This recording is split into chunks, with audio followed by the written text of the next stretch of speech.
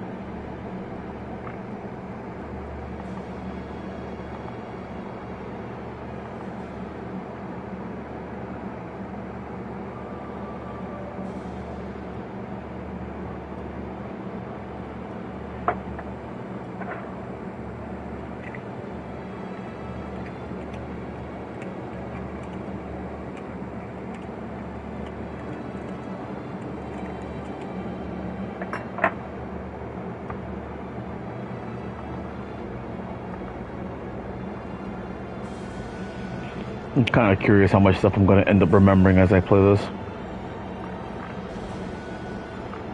Don't forget to hit the live button just in case if it sets you guys back. It's kind of funny, I'm checking my stream and it's doing that to me. That's kind of funny.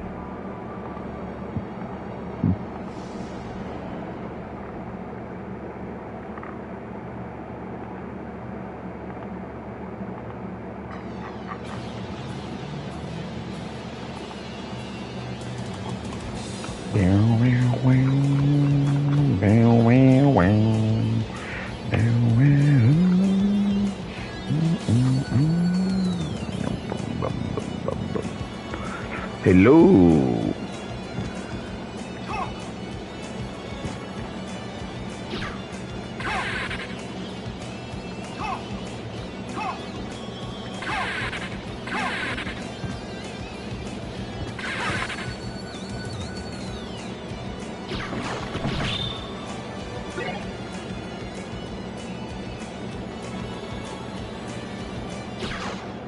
Whoops.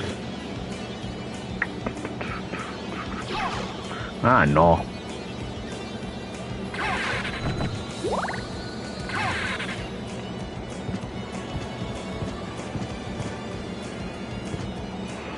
Yeah, Tetra Spirit's nice.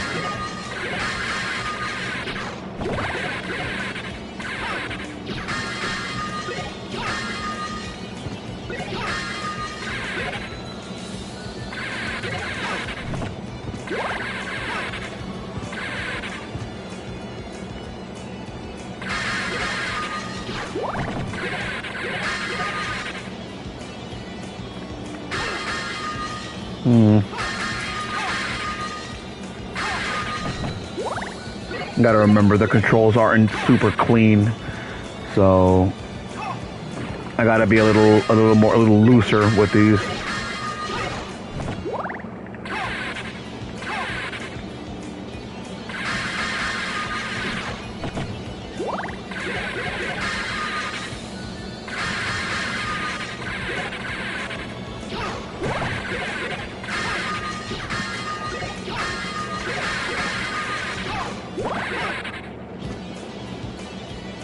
Hold on. Does it turn me around? Yes, it does. Okay.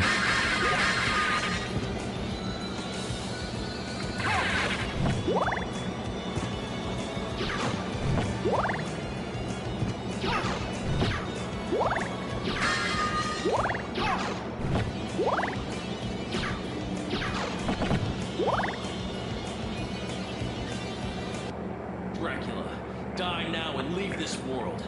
You'll never belong here. Oh, but this world invited me. Your own kind called me forth with praise and tribute. Tribute? You're a thief.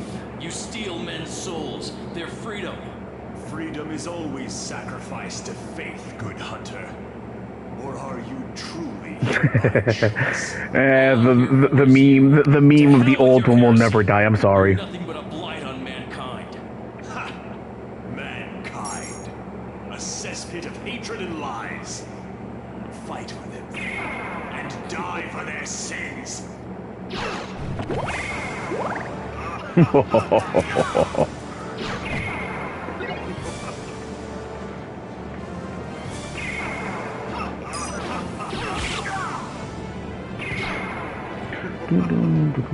Hello, Brio. Hello, Buzzy.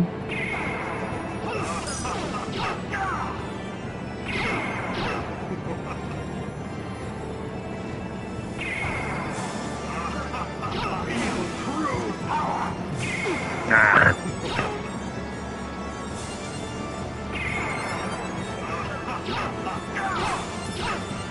Oh, I forgot I hit the head. Yeah, I'm just having fun. But you're right, though.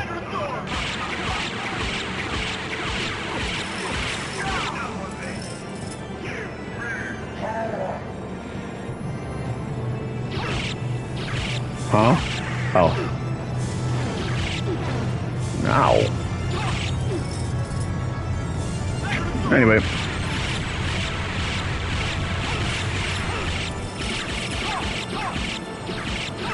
Impossible. Not this time.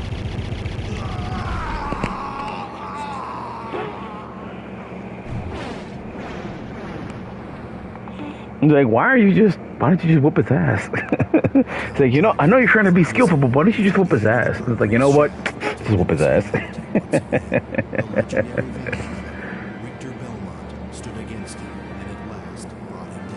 So anyway, I made it rain. 4 years later, on a glaring full moon night, Richter mysteriously vanished.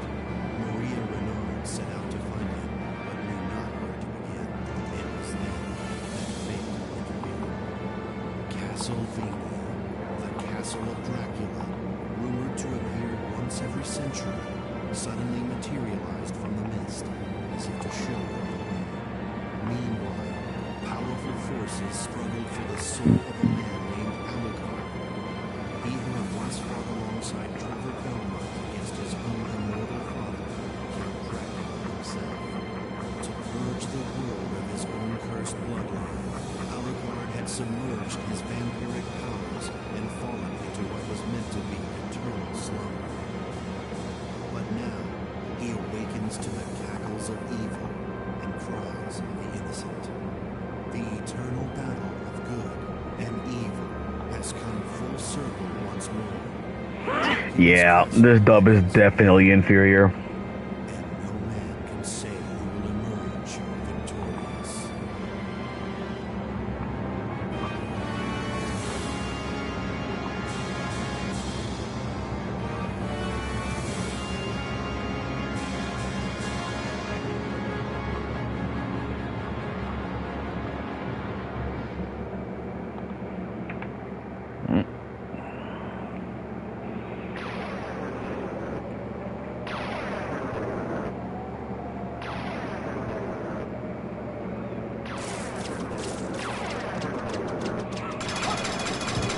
This doesn't have the Saturn areas, does it?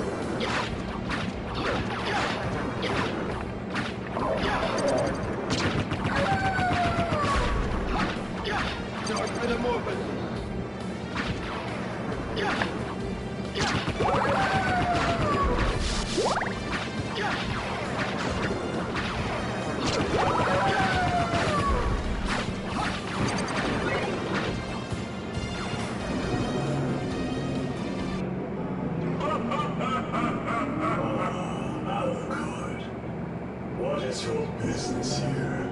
I've come to put an end to this. Ever the insolent boy. But there will be no games here. If you will not behave, be gone. I will do neither. Step aside, old man. Such arrogance. Very well. But I shall see you very soon.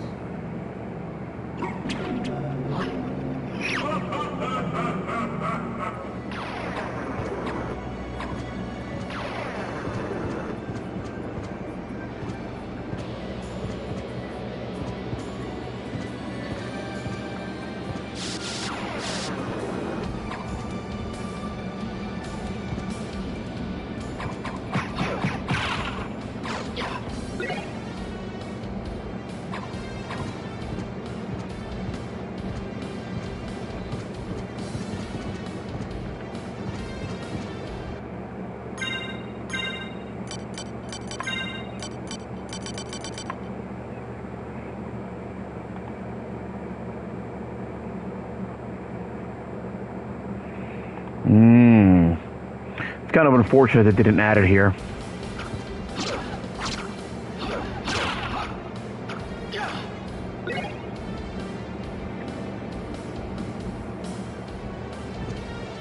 Either that or they intentionally cut it.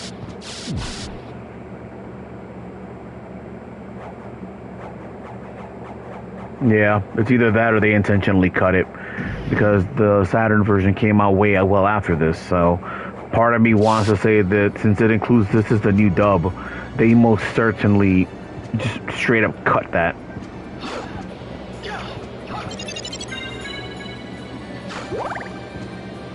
Don't know why they changed the sound effect though. The old one was better.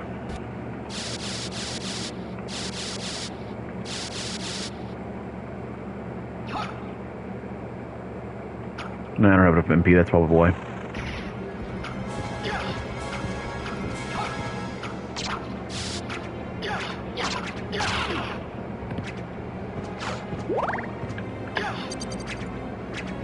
Oh, really? Okay, I didn't know that. No, enough of you.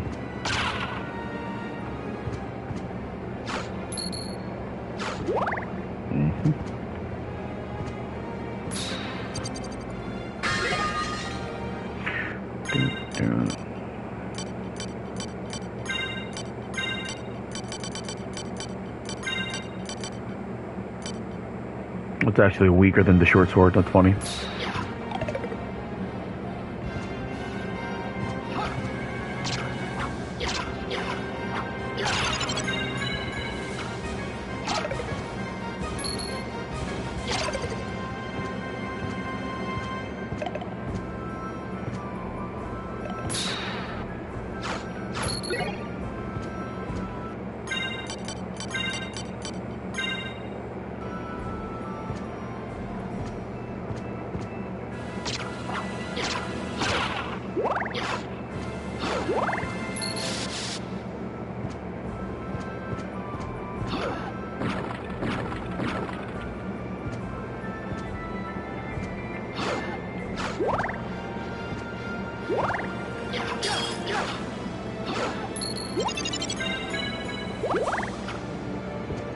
Was it here? I don't think so. No, it wasn't.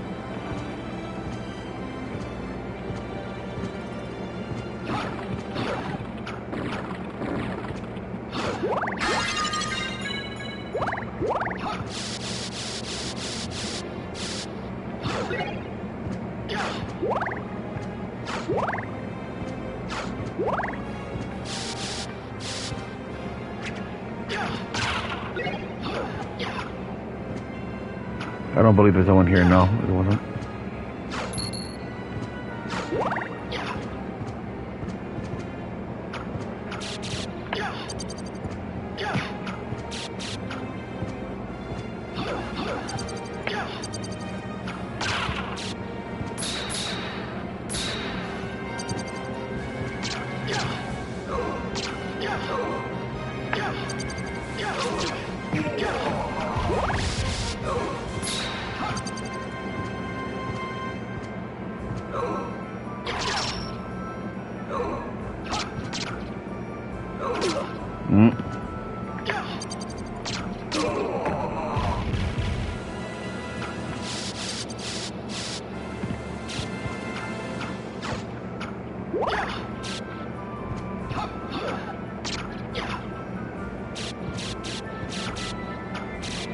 I forgot about the shield. Derp.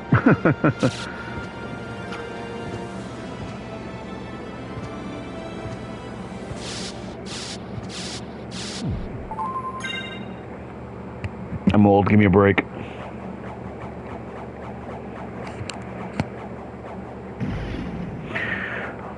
Probably because if they expect it to just be an easy answer to everything. Whoops. Ah, no.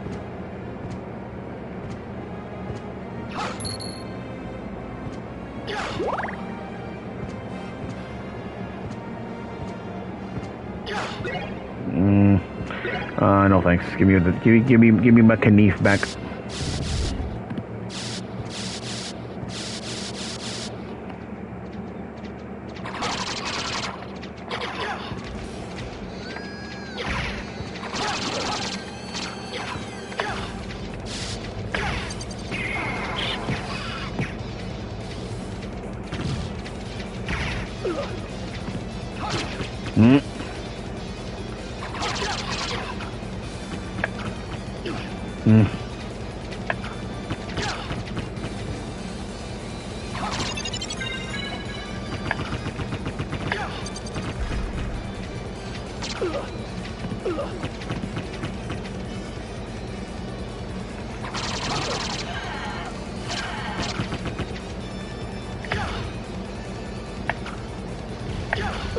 Am I not getting my summon spirit?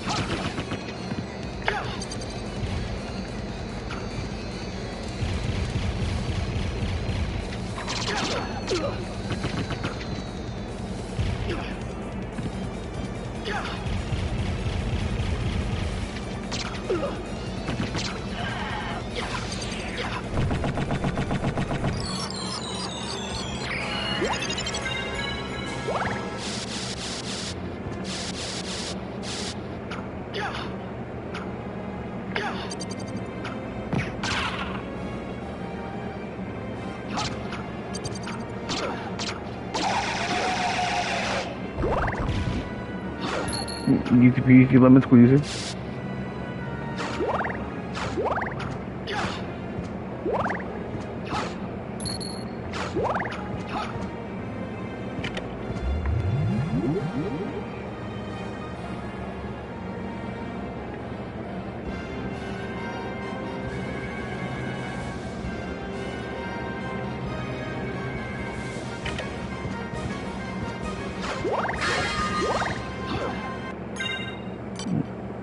I didn't get one.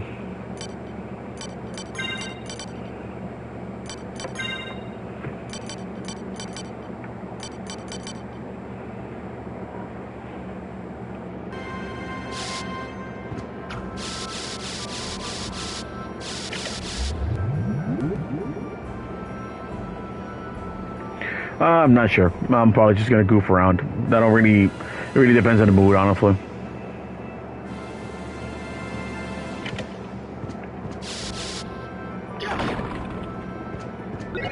I'll take it though.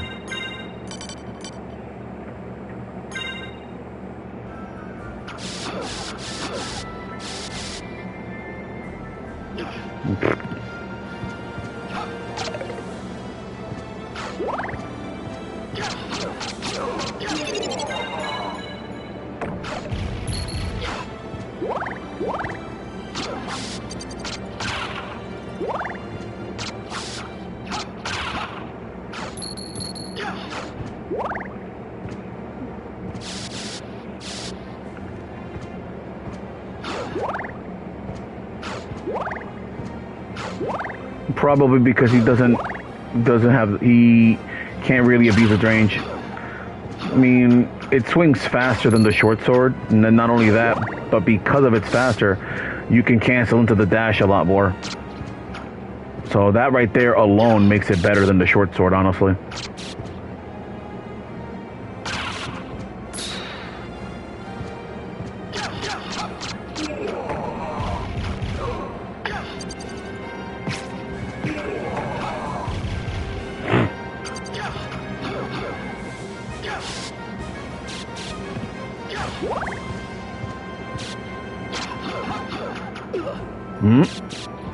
That actually hit me. Well, yeah, certain swords you can tell you can cancel out of them faster than others. So with the Bastard,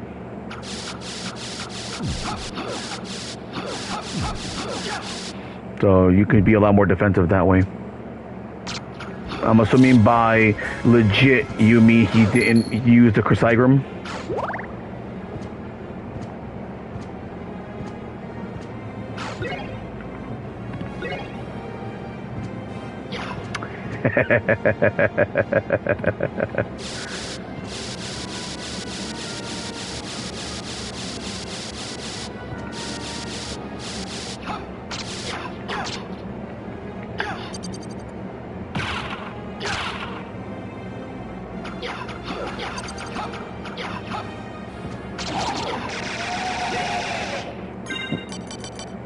Really?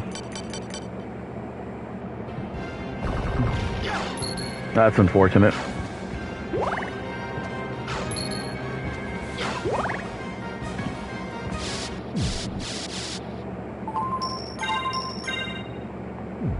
I like the chakram as well. Excellent range. You can move freely with it.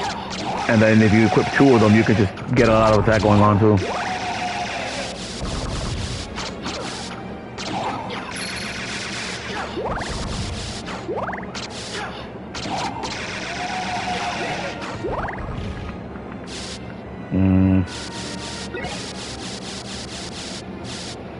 Good range. And the fact that you can move while using it.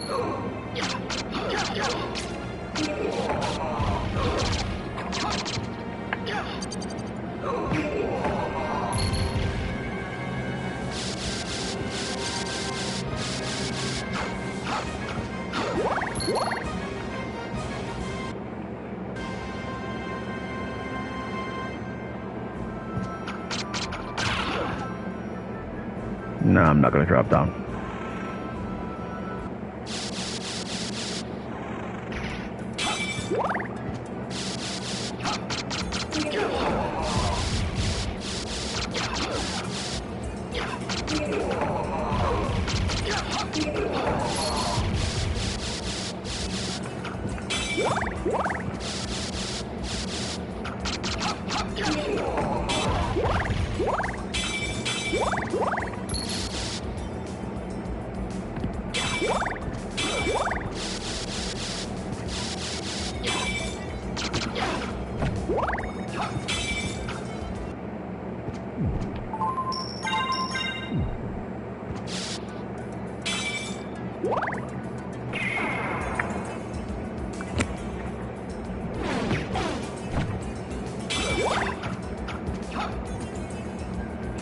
Yeah, it kind of was weird that you don't fight her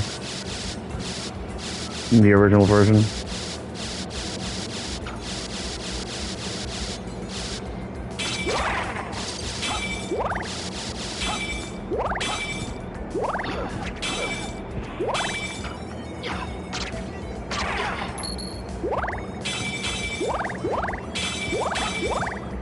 I always feel like they kind of nerfed Richter in this game in a way, story-wise.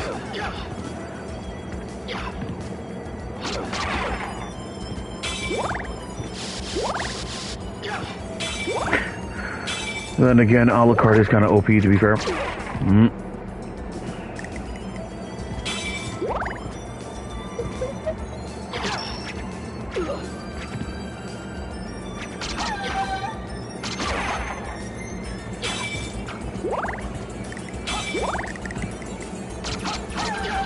Yeah, we don't talk about Netflix, Richter.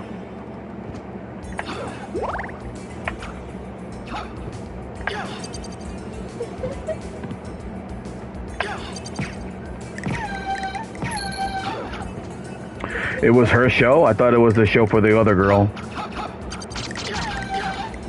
So, did you hear what Adi Shankar wants to do with Duke Nukem and Berserk?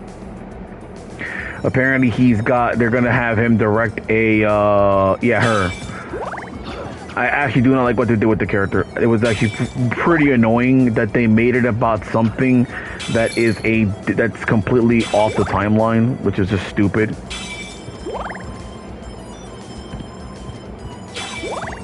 And it's kind of annoying because a lot of people really like the early version, the one with Trevor. Adi Shankar, he's the guy who directed the Devil May Cry Netflix show. Apparently, he really wants to direct a version of Berserk. And then on top of that, I believe he tweeted that if he does do Berserk, that he's basically going to do whatever he wants with it, and that it's going to have a self-insert for himself. It's gonna add it, yeah, it's just like, ugh.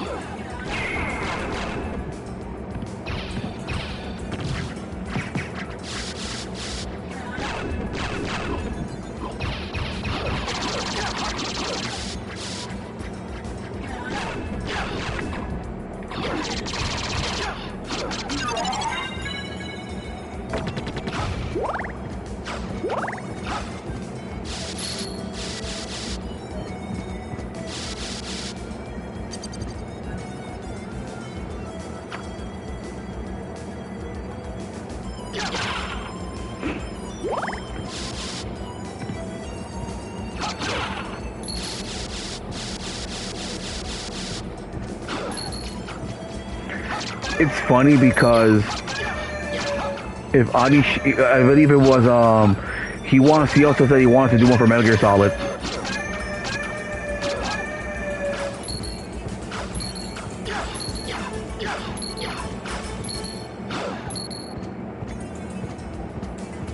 What's up, Viper?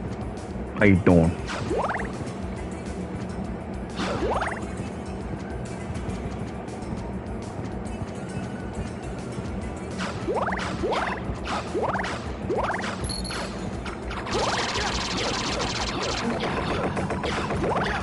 It would be pretty funny if he self-inserts himself as what's his name, as Griffith or something. It would be hilarious. It would be hilarious if he self-inserts as Griffith and then race swaps Griffith. Just race swap Griffith and then piss everybody off by race swapping Casca.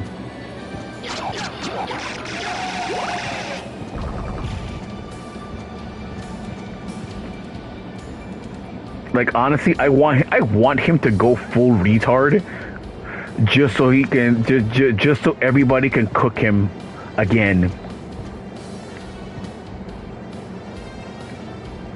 Ah, crap! I forgot I can't go over there yet. I mean, let's be real, okay? Let's be real with ourselves on this one. If Griffith was a girl, everybody and their mom would be like, Griffith did nothing wrong, and there would be so many people lining up to defend him.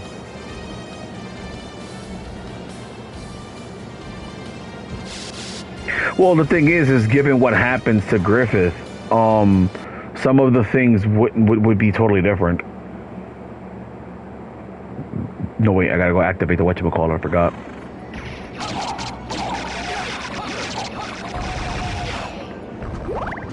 And yes, LCX, Triple G, that's exactly why I'm using the dagger, because I like being able to rapid fire it. Give me a minute.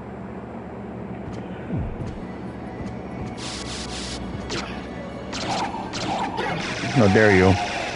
Don't touch me. Derp. I forgot.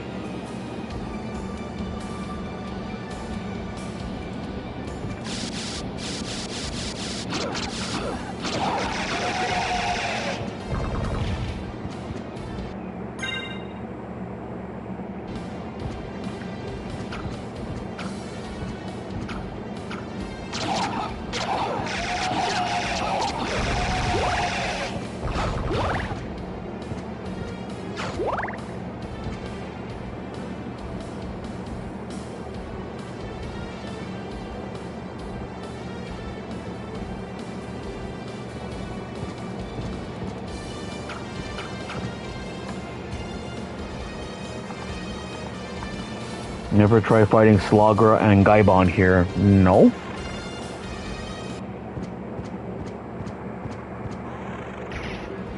Oh, they are?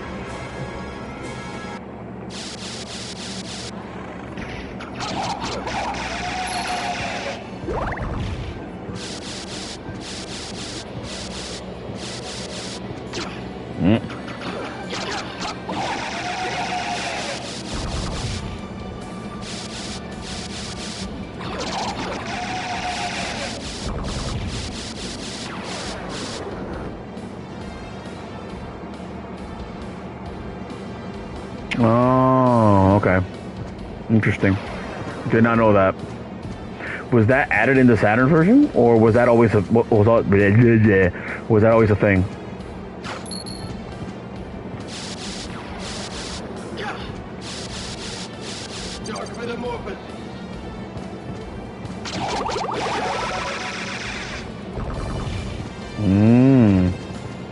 Wow. Learn something every day.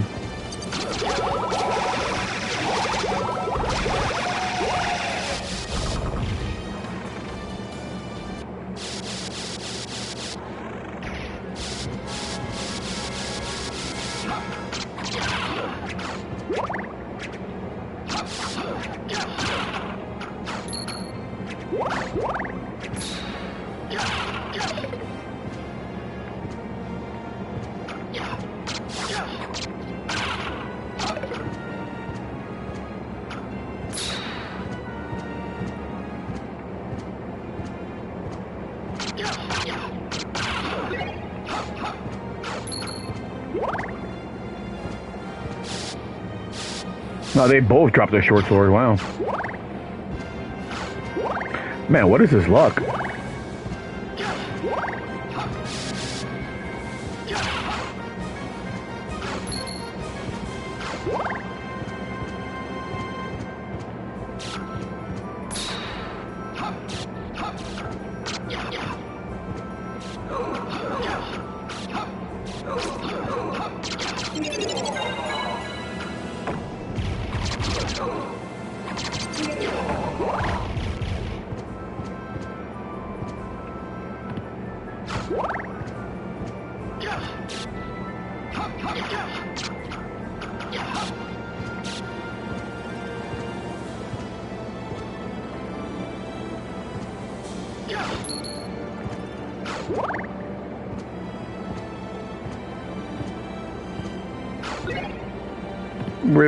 Rip dagger.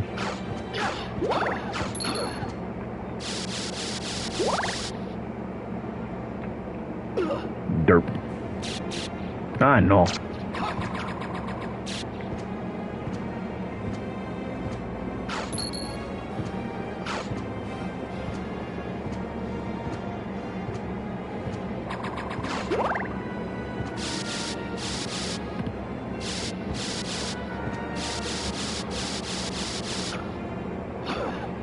Ah, that's cool. I did not know that either.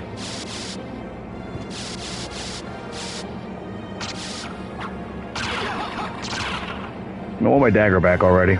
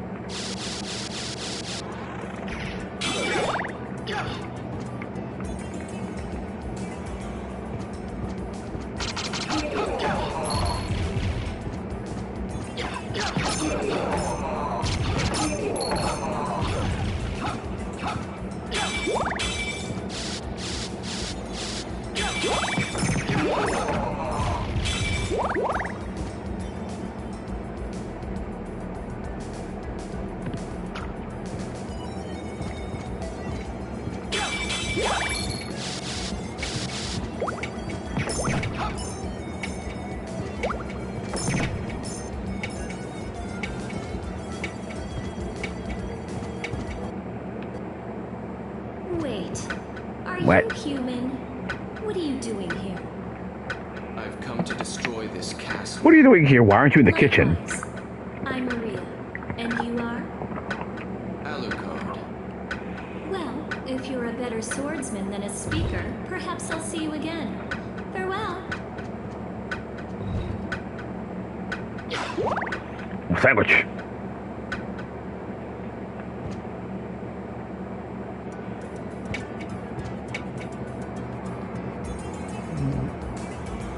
Take it easy, Eris. Thanks for dropping by, buddy. That's right. Right into the water. Go bathe.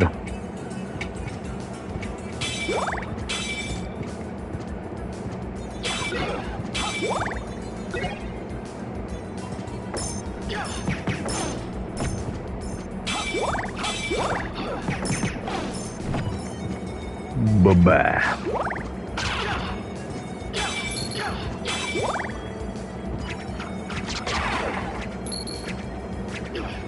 Derp.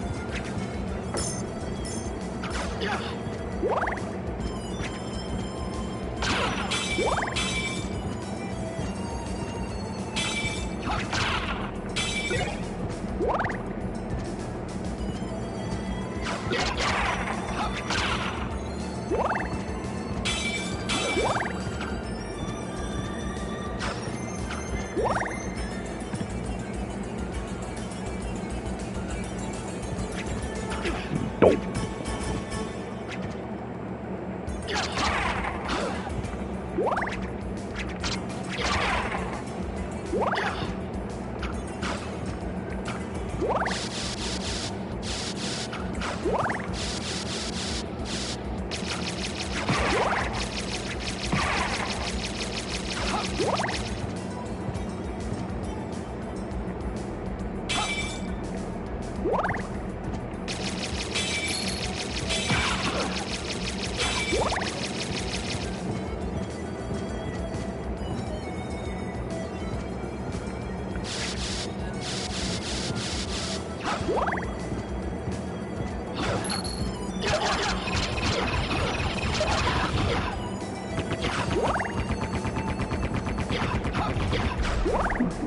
Maybe.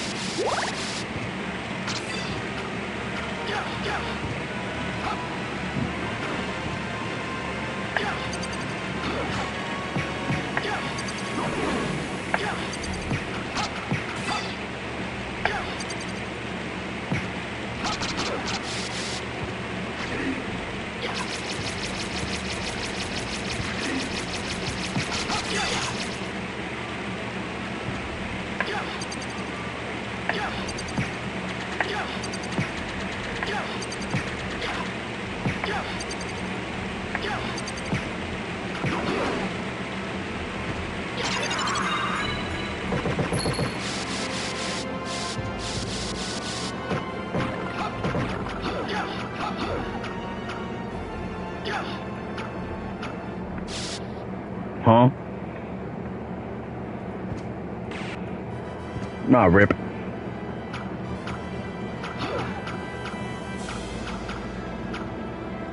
Okay, cool. I didn't know it had a straight slash also.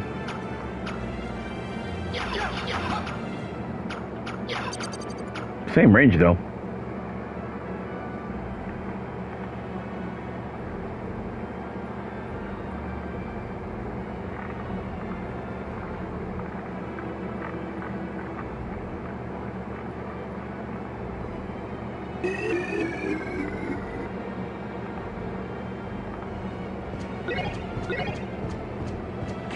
Missed good pass.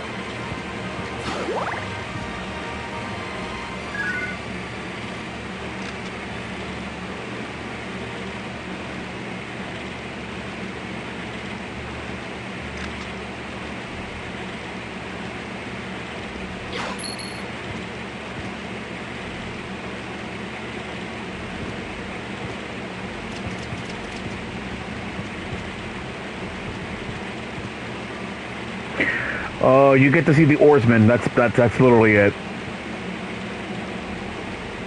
I guess it's supposed to be some sort of clue that you want to find him.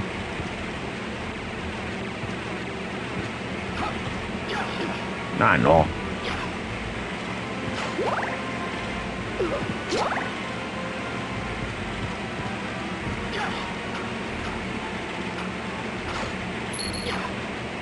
Hmm?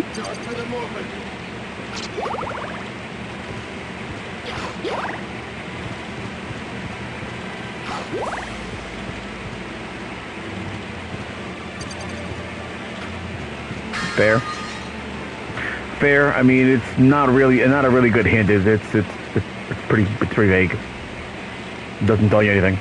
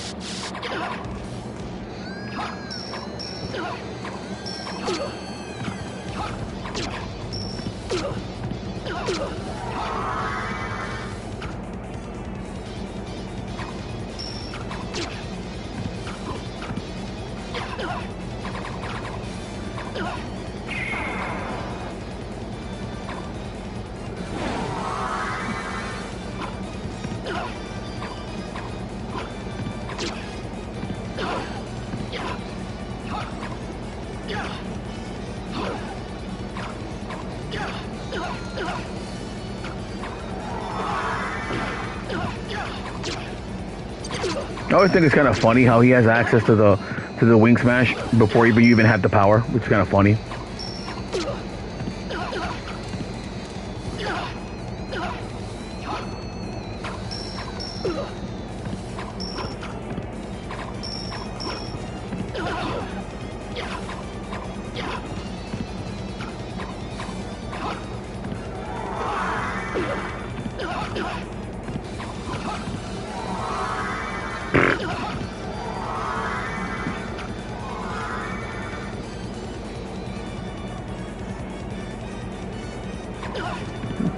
I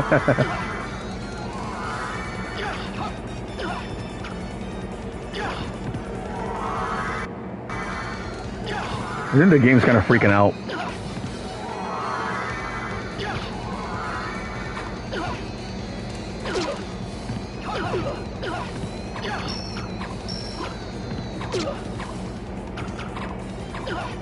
Nah, no. Anyway, let me stop fucking around with this guy. This guy, I'm kind of bored of you now, bro. I'm trying to die. I'm trying to get punched in the face.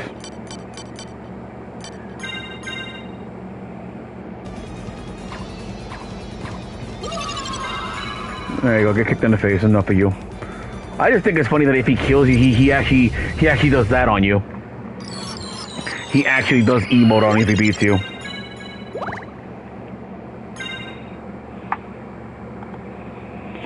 Remember when I was little and I played this for the first time, I struggled figuring how the doppelganger did wind smash up until the spell scroll for it showed up in the shop. Yeah, same. I don't think anybody is really gonna discover the wing smash outside of purchasing the scroll. It's not obvious enough.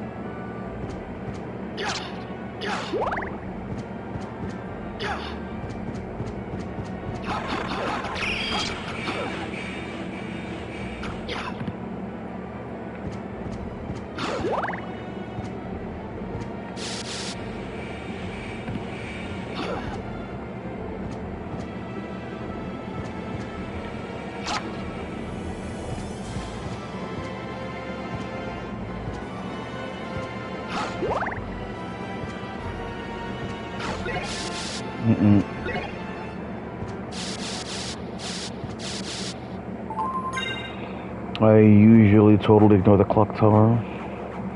I kill the boss by going to the Royal Chapel. Yeah, I usually just want to just explore everything, honestly. I don't think I ever really skipped a place. Because I just like running through everything.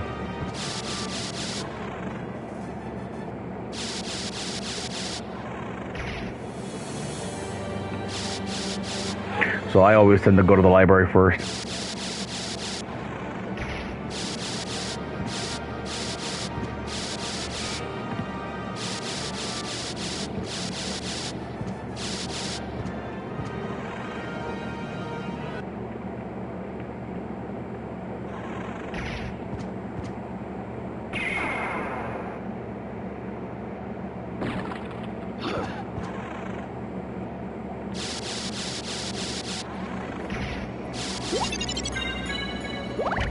I'm assuming it's because of the range and his depth perception issues that LDP doesn't like the Bastard.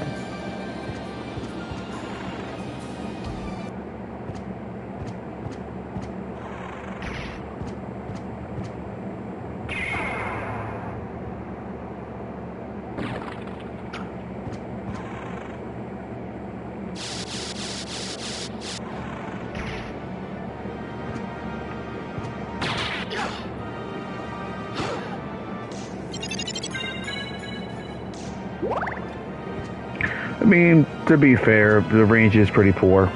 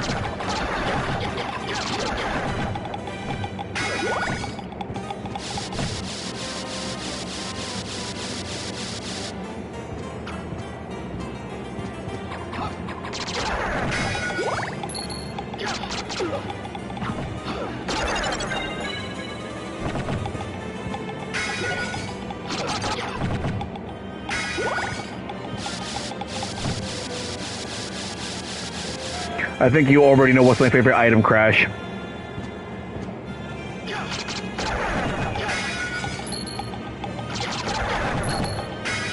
think it's pretty obvious at this point.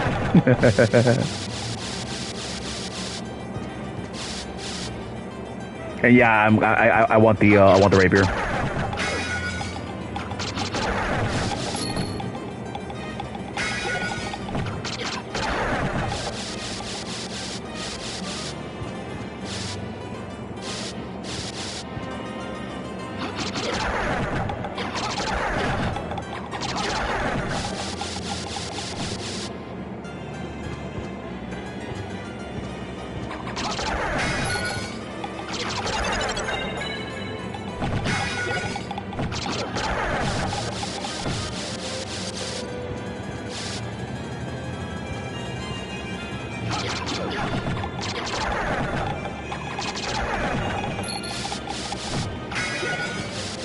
Don't we all?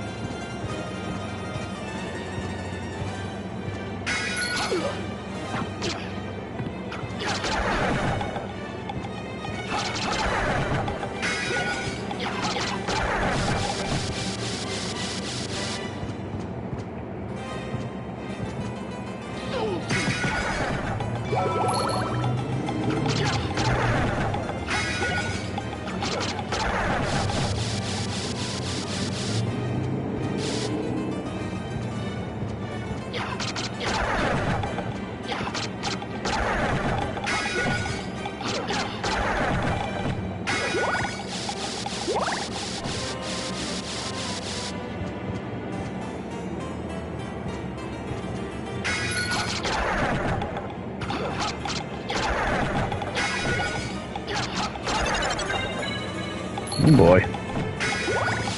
It would appear my luck disappeared already.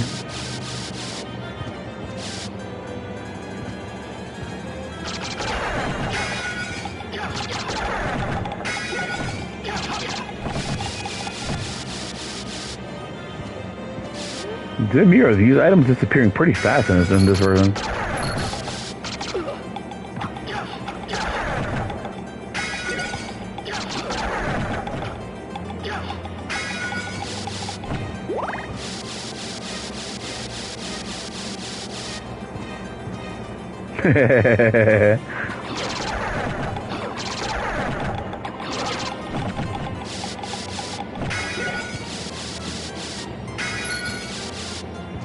I'm gonna max out on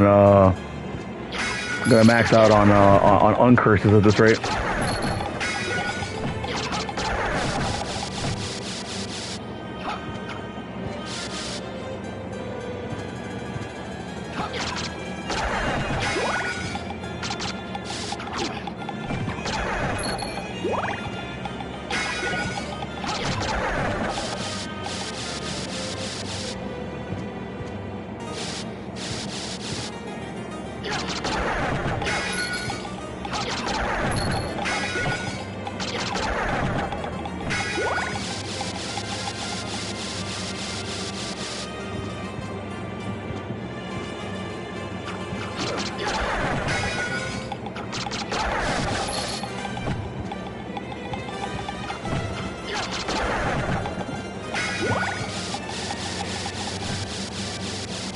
Aren't you too young to be drinking?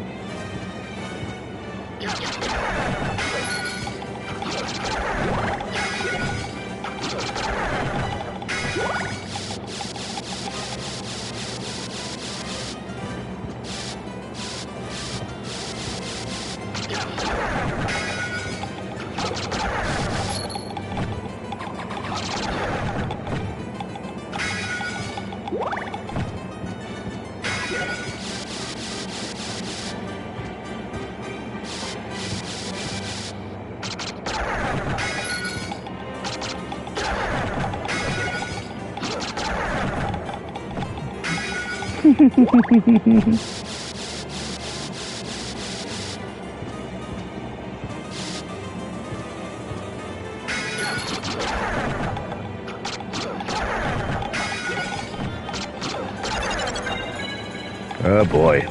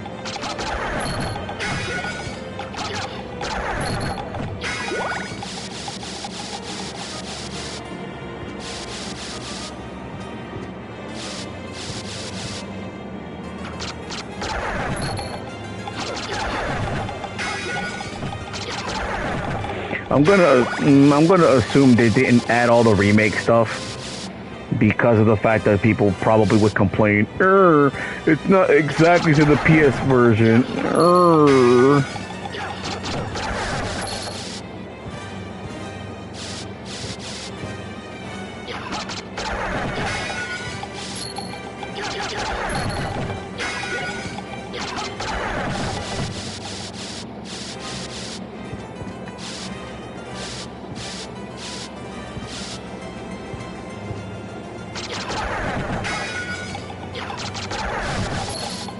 People gotta complain all the time, you know? Gotta be professionally offended.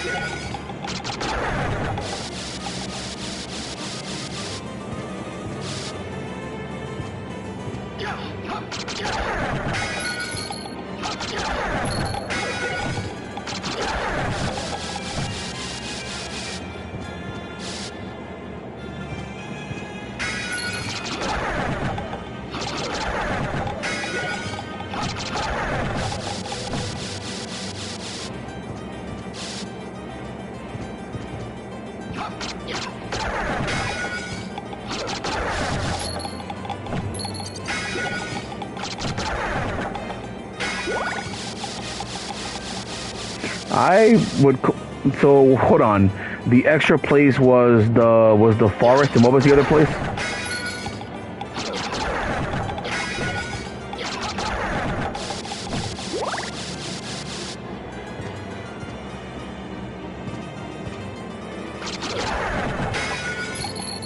The garden, yeah.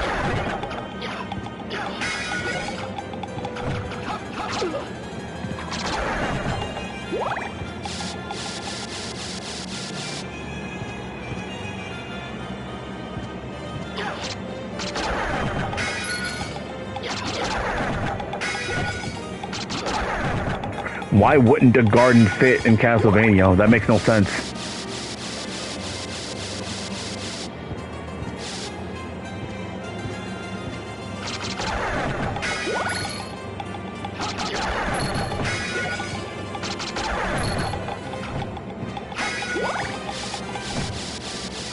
Yeah, people really do want to just complain.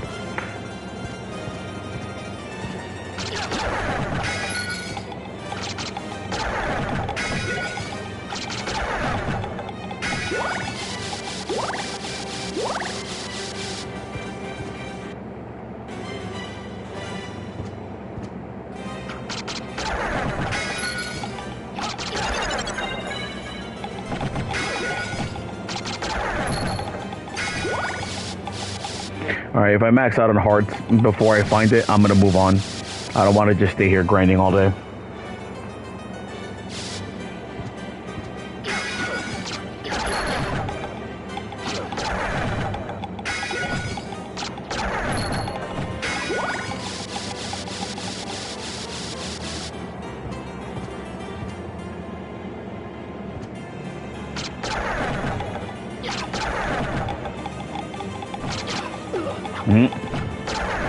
I actually missed that swing.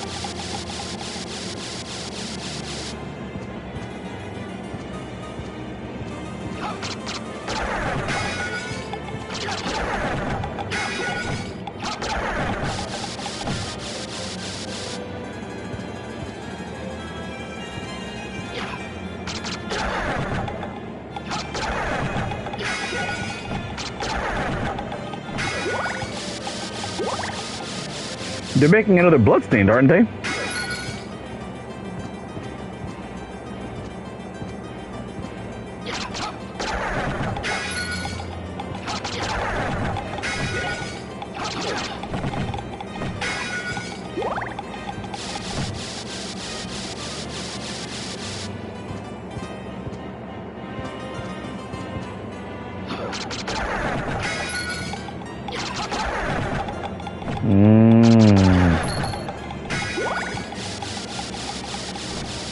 And is that going to be like a crowdfund, or like it's actually backed? Or, excuse me, it's got investors, etc.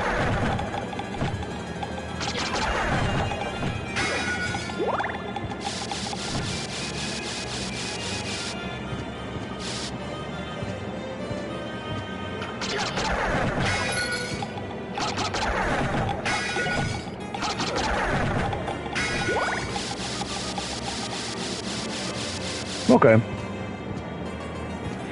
Man, that just reminds me of what happened with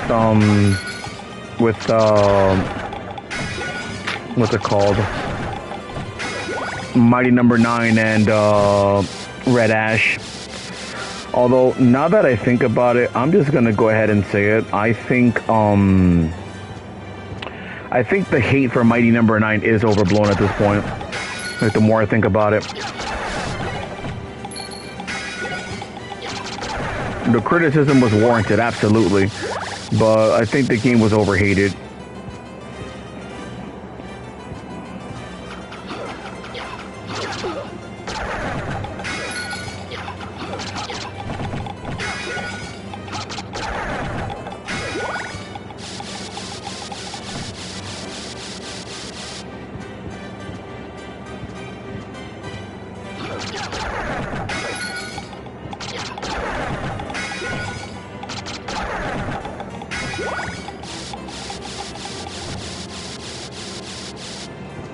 I mean, the game was mediocre, honestly. And I feel like what happened to that game is the same thing that happened to Marvel vs. Capcom Infinite. And what's the other game I was thinking about? Marvel vs. Capcom Infinite and Street Fighter Cross Tekken.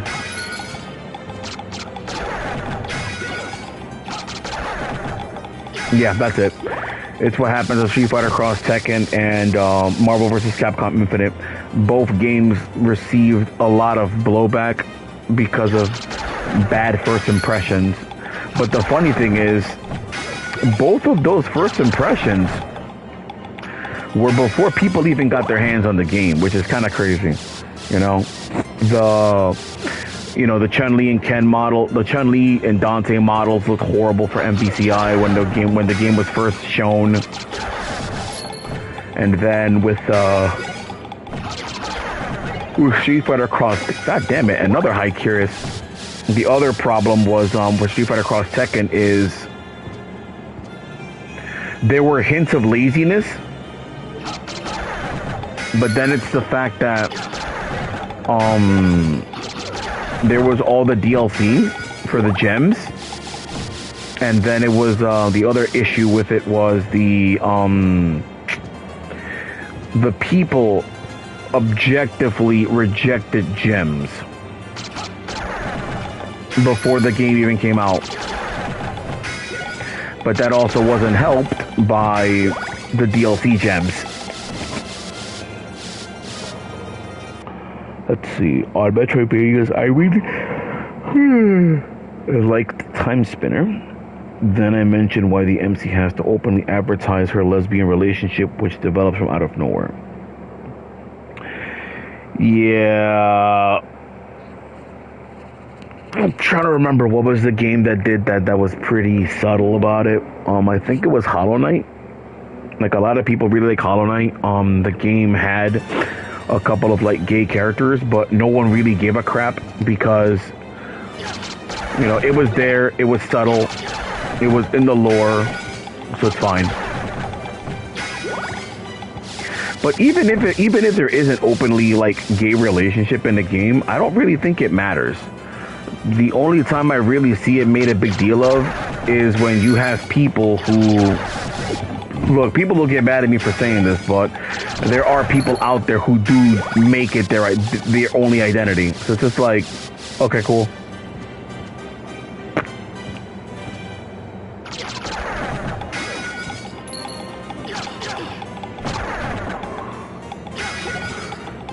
Because, like, the only reason why I say that is because I also feel like there's people within, like, you know, right-wing circles that don't like the gay stuff and everything, which is fine. If you don't like it, you don't like it.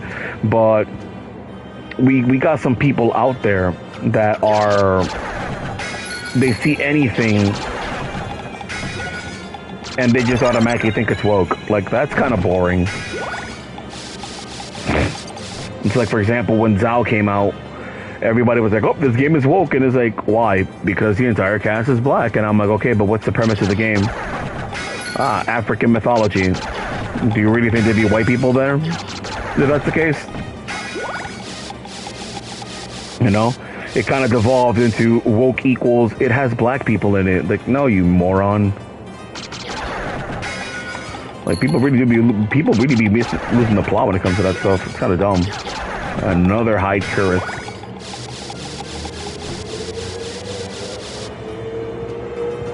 Wait, what?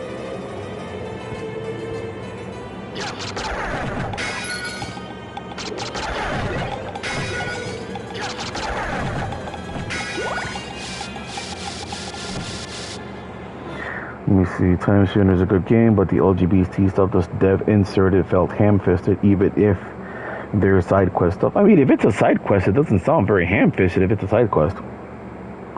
MC meets this butch guard woman. 20 hours later, near the end of the game, they suddenly love each other. So there's no setup. It's just, hey, they're gay now.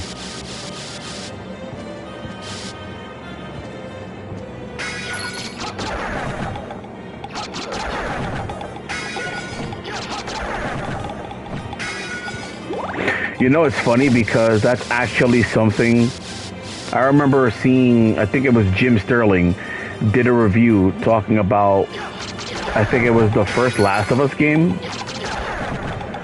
And I don't think Jim liked the game at all. But Jim did give props. Oh, hey, I got one. Woo.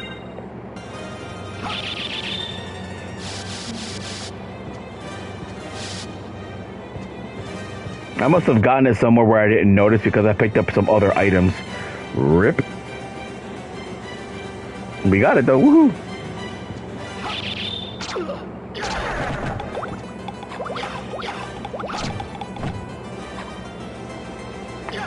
Anyway, I'm done with you.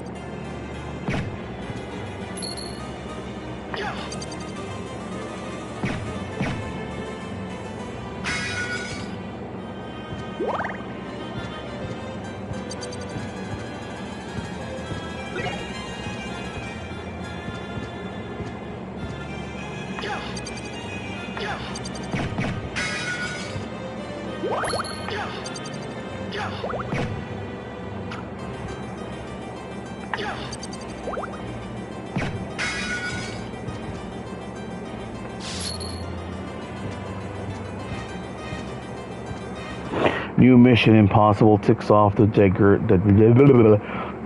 checklist without using buzzwords. Well, if I'm not mistaken, I mean, the Mission Impossible movies was always featuring a pretty diverse cast, now that I think about it.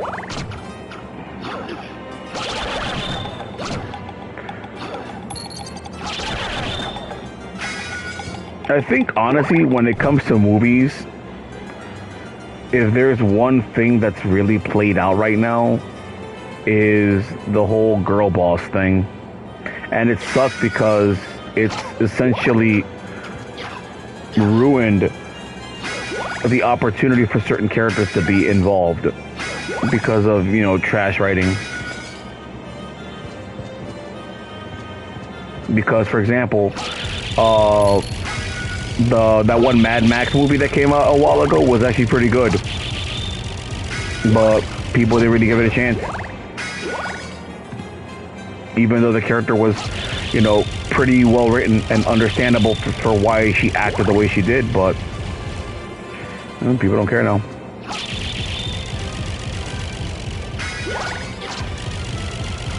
Yeah, Fury Road and Furiosa. But I think the problem with Furiosa is,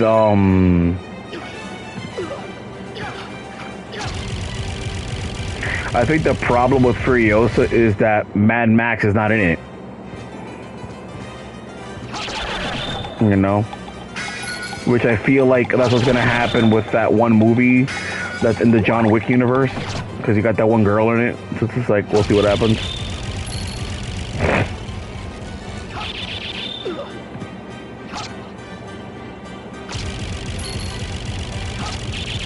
I think it's both a mix of the whole girl boss thing, but also the fact that the characters never really earn anything. It's just given to them because, hey, the only thing they really learn is, hey, listen, you're already super powerful. You just gotta stop holding back.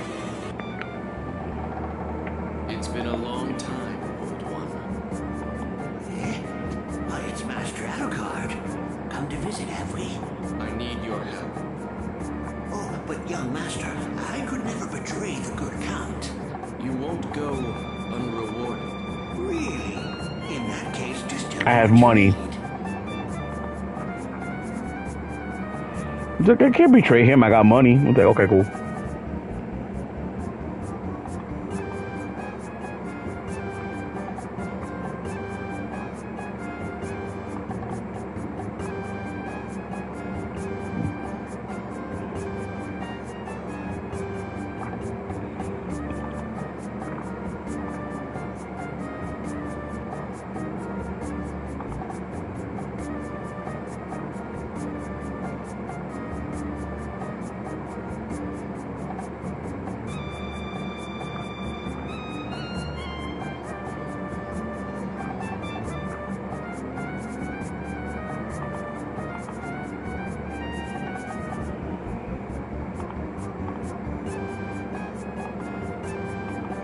He's like, is there a reason you betrayed me? I got paid. Like, okay, Balrog. I like Furiosa, everything made sense and it was intense. There was even a hint of hetero attraction. I mean, look, I honestly don't care, but if there's gay or straight stuff in those movies, honestly, it really doesn't bother me. I mean, as long as it's not forced, I'm cool with it. Or rather, by forced, I mean like ham-fisted with like no explanation. Then it's just like, whatever.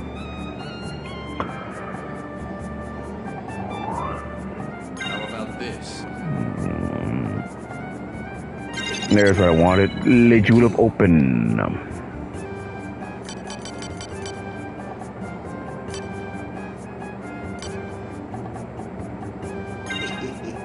Thank you.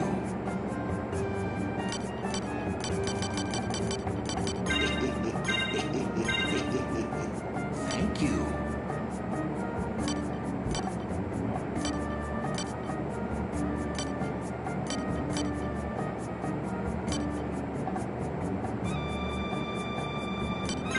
This. Thank you. How about this?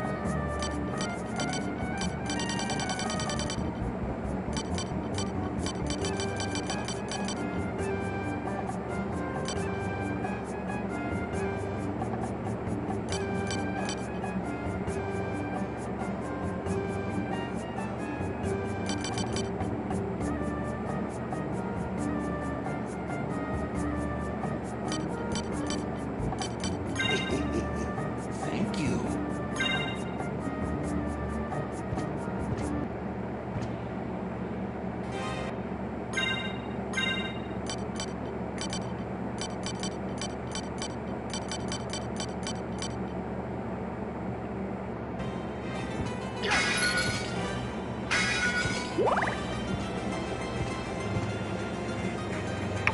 I can't right now, but yes, that's how you get, I believe you get 3 items from that.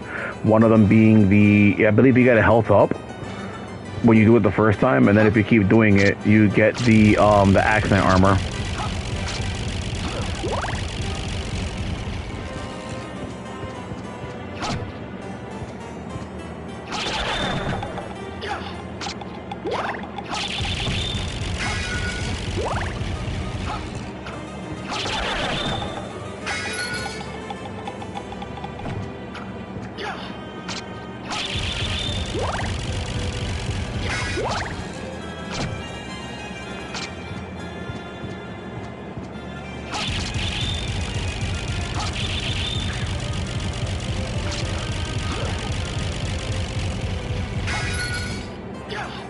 Well, damn. I must not remember.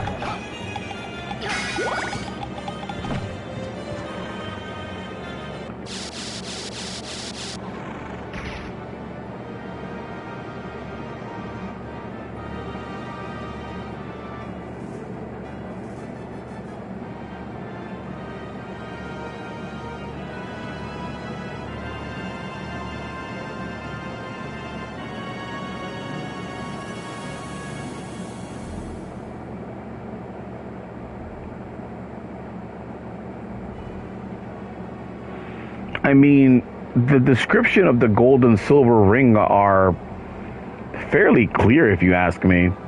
So, I mean, I guess it's a spoiler if the person's stupid.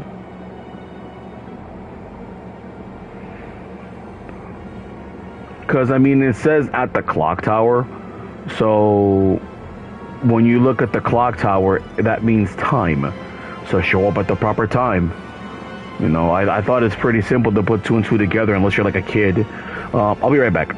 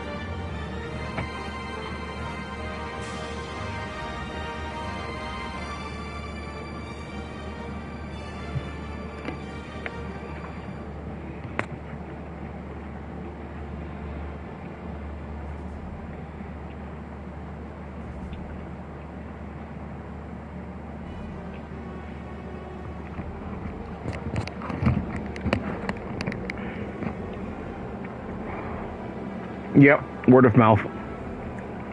I mean, I get it. You want to discover things yourself, but let's be real. Some games, they're not very good at giving advice. You know, the clock tower thing, like you mentioned, when I first played the game, I went to the clock tower area. And then I thought about it for a second. I'm like, wait a minute. Clock tower. No, wait, this thing's talking about the big clock. My brother, he found it out by completely stumbling into the clock tower, into the clock room at the right time. It just happened.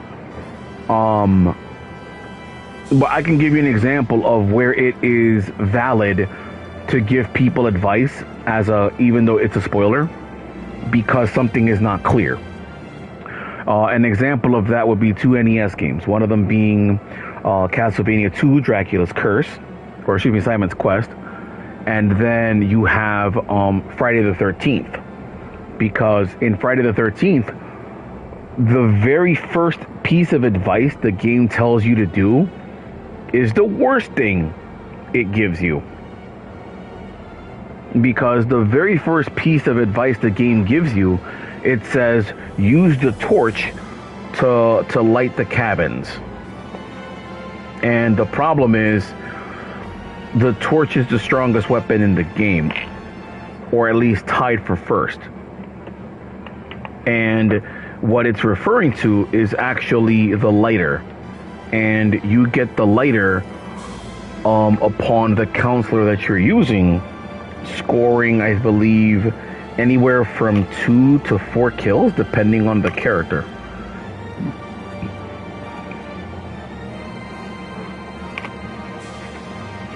Yeah, it's like, for example, I don't think I would consider it a spoiler, like when you were streaming with Dakota, when L6 was streaming with Dakota earlier, and I went ahead and I straight up said it. I'm like, listen, do whatever you want, how you play this game. However, I'm just going to tell you now, you should do Chill Penguin stage first. Strictly so that you can get the leg upgrade.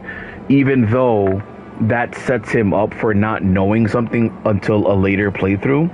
Which is, for example, that if you beat Chill Penguin, defeating Chill Penguin causes an avalanche, which affects the fire elephant stage. I think that's also why I appreciate the fact that in the Mega Man Maverick Hunter X remake of Mega Man X, they actually move the location of the leg armor. It's somewhere else. So I actually low-key appreciate that. That small change was good, personally.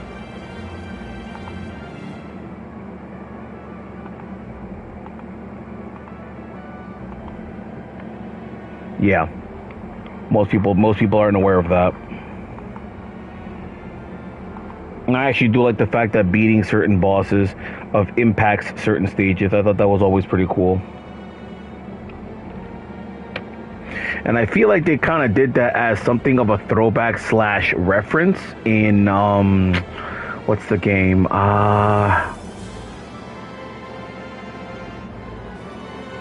It was one of the Mega Man Zero games. I think it was Mega Man Zero 3 or Mega Man Zero 4, where you can go to stages at certain time frames, and that impacts the stage. Like one of the stages, the weather is literally out of control, and like it's super hot to the point where Zero can't be outside. He has to go into the shade repeatedly. So if you go in there under normal circumstances, the heat is a problem, and you have to periodically take cover, or you'll start taking some pretty serious damage. Or you can go when it's an easier time frame, and it'll be a lot easier to just run through. Okay, so it does cut him.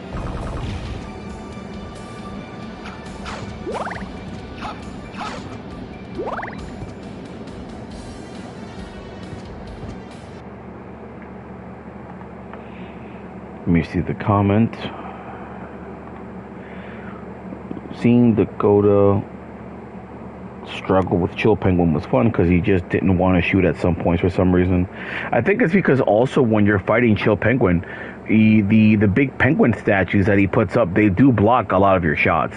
Granted, you can still hit him while he's in the process of creating them. So yeah, no, I agree.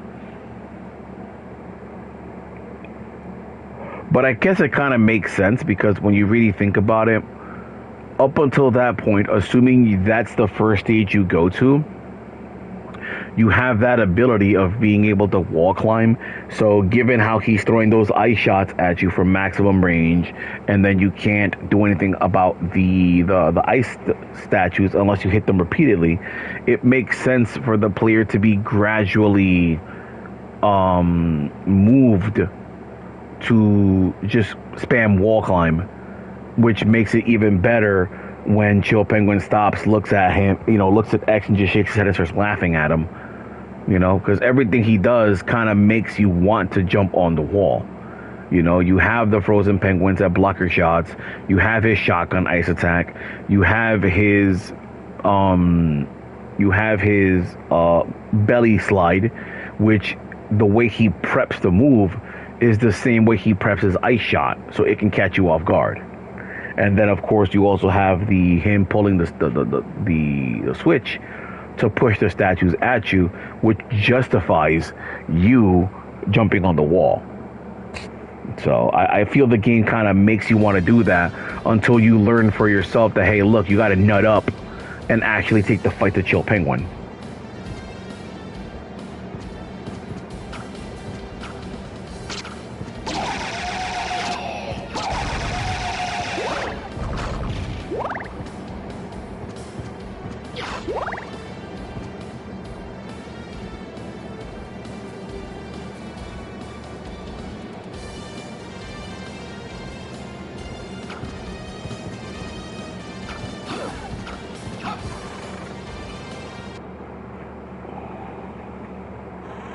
I sincerely doubt we're gonna get a Mighty Number 9 sequel. Ain't no way that's gonna happen. By the way, for the Rapier's command special, you can actually cancel it out early if you press back.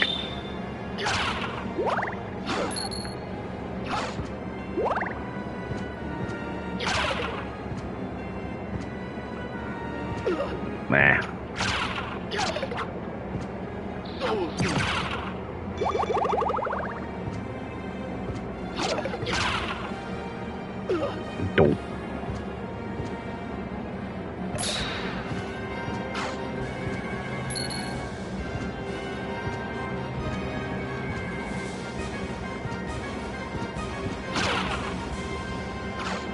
You know, it's actually kind of nice seeing Dakota struggle against Chill Penguin.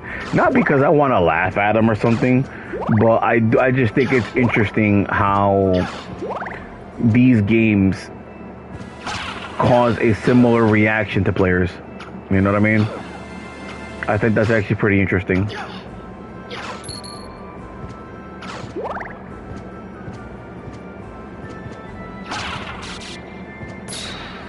Or do you think I'm full of crap by saying that?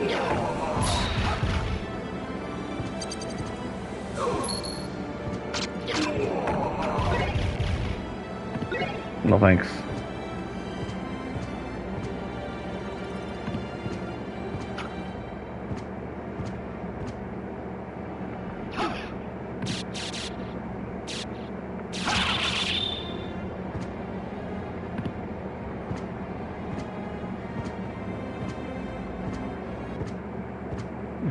Wait, I'm dumb. What did I ask about again?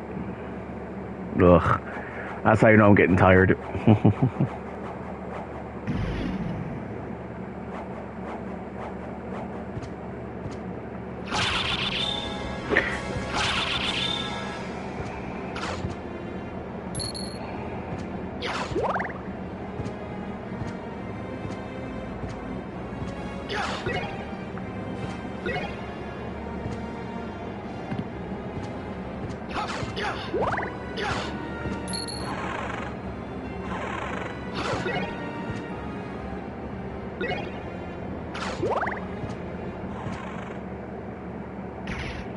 ALUCART, wasn't it?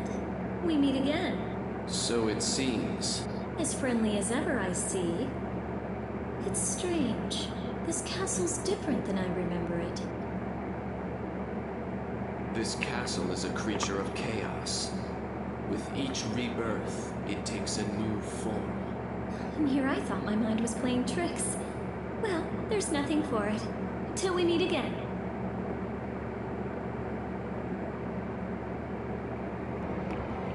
It's funny how, looking at the text, it's clear that ALUCART really just doesn't want to talk, but he's like, you know what? Let me at least give her that info.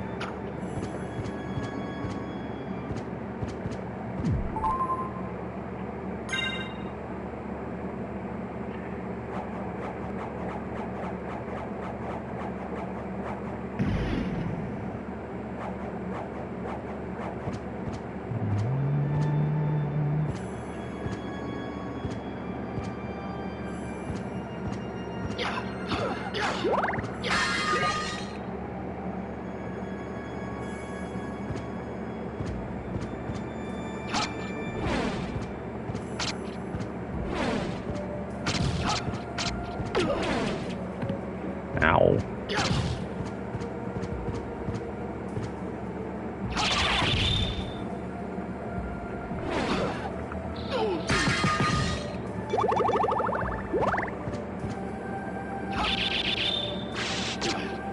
Wow, that actually reached.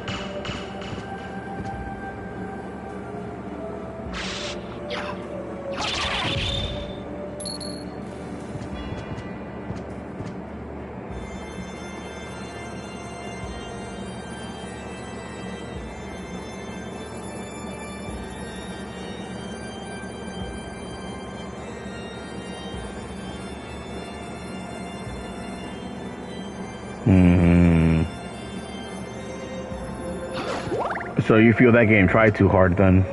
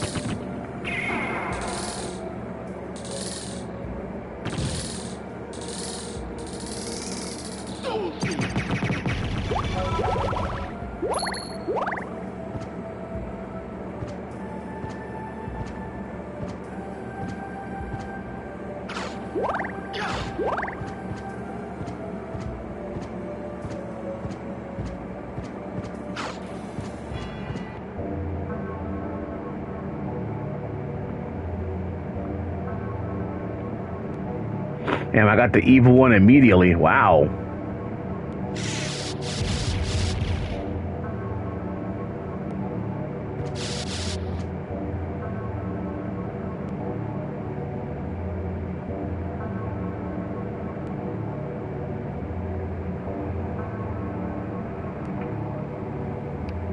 Yeah, Soul Steal is such a clutch skill.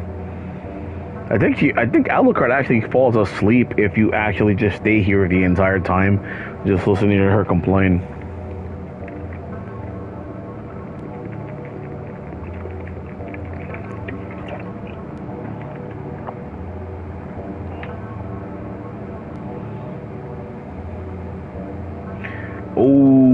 Overrated.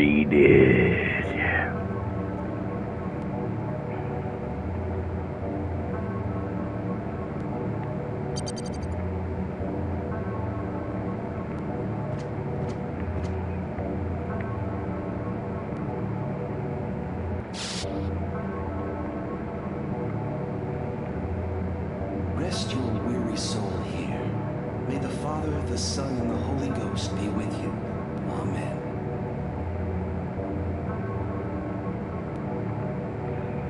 I could have sworn you got a grape juice for doing this in the PS1 version. Guess not.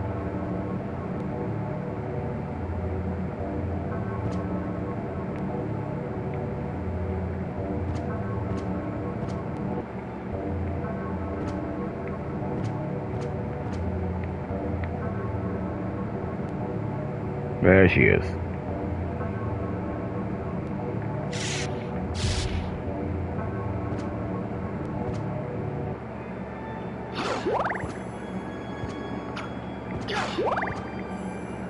Seen what happened.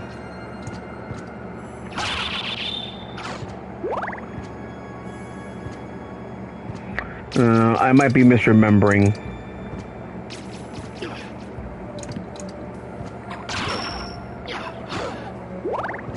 You have to forgive me, I'm old.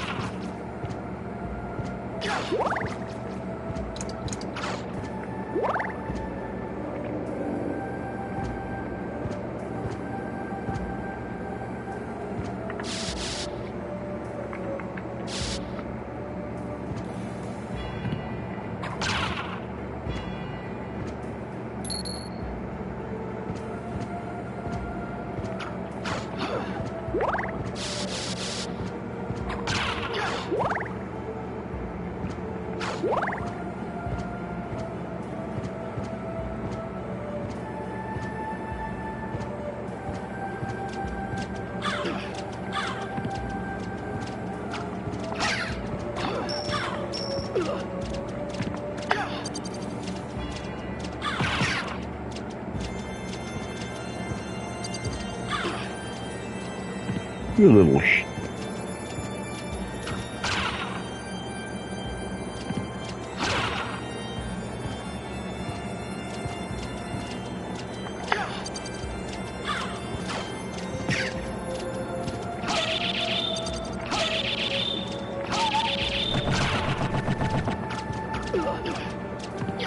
Wow, really?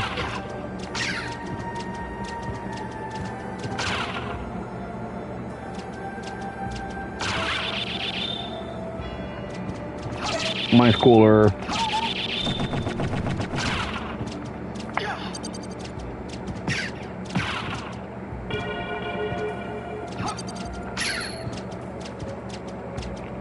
Does anyone ever use the resist items?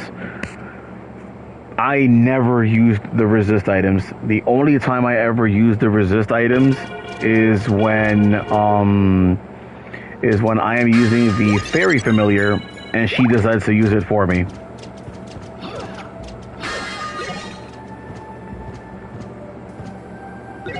There's no point to them, honestly.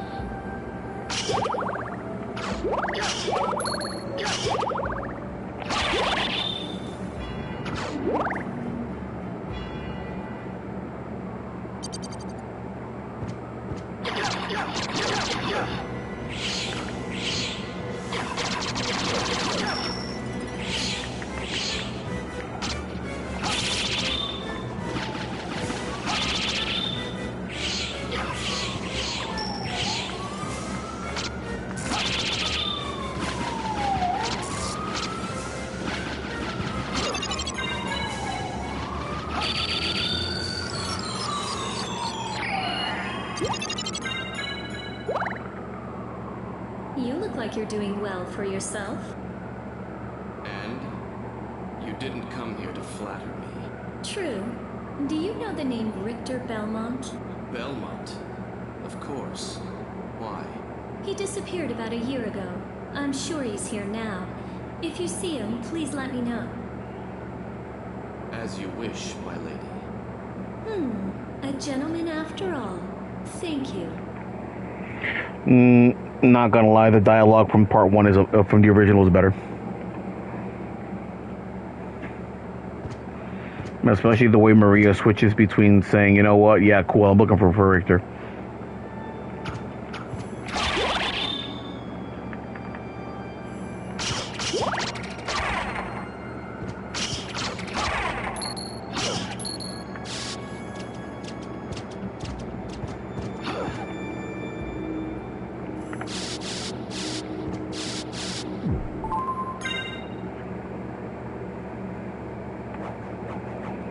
But yeah, this game has those items, but I mean, they're not worth it. I think that's the problem with a lot of games with RPGs. Yeah, with RPGs or games with RPG elements, that there's some items that are either redundant or just not worth using.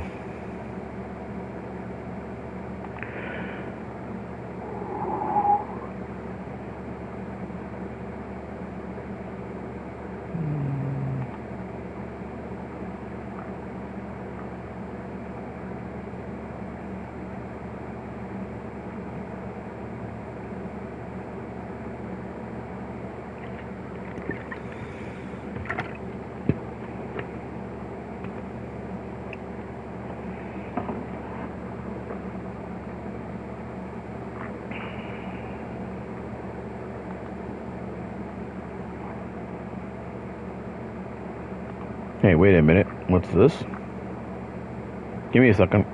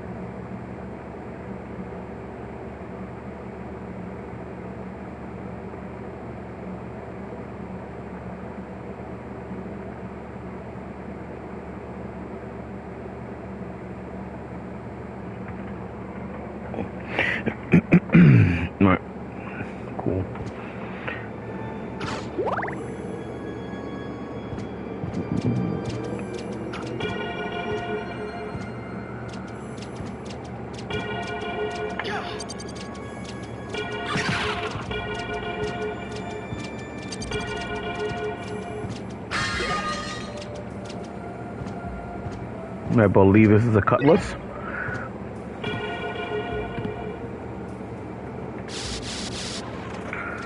Alright, I believe we're going... Oops. I believe we're going into the porno area now. Nope, never mind, wrong place.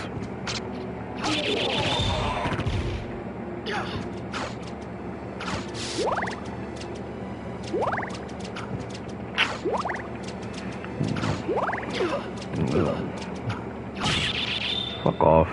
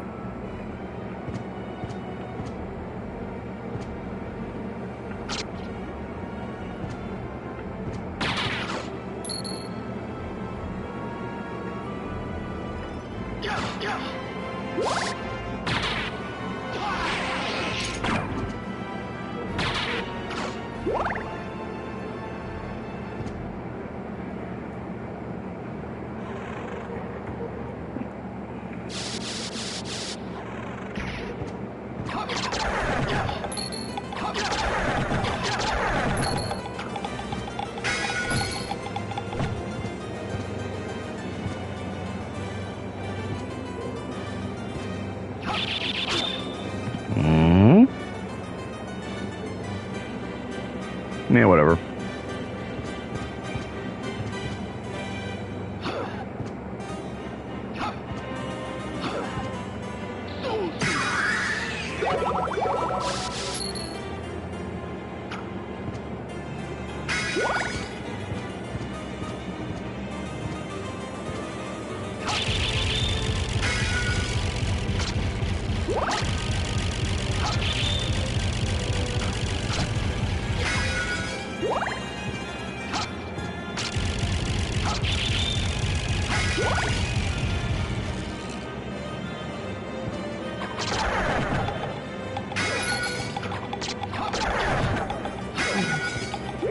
Probably one of the cloaks. And a better shield.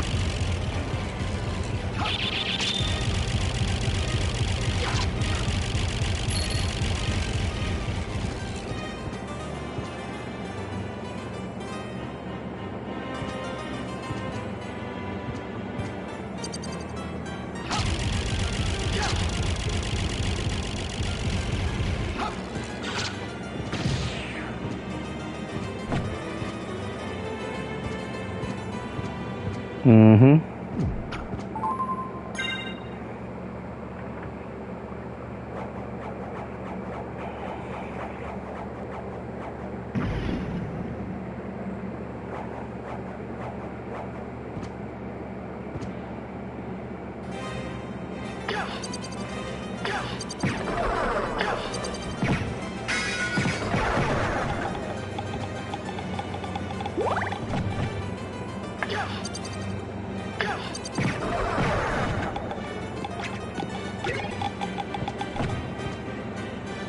Yeah, I'm not dealing with those.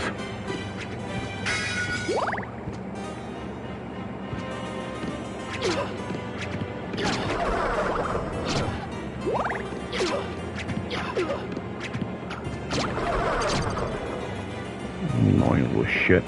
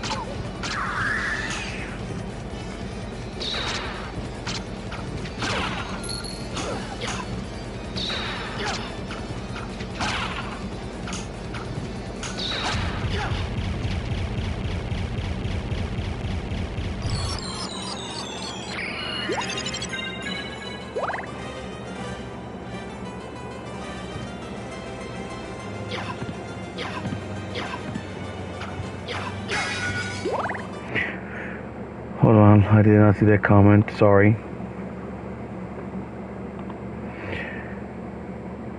Most people after playing Symphony of the Night don't want to go back to classic Castlevania. That's me, I'm most people.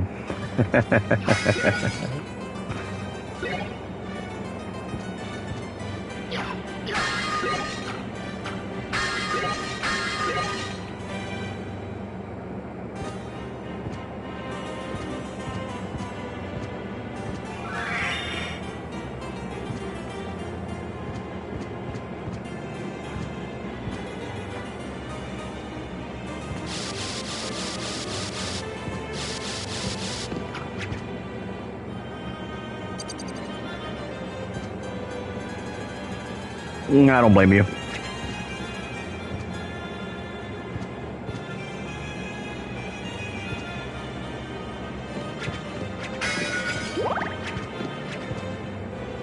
I made an argument that Symphony of the Night is the first true Castlevania.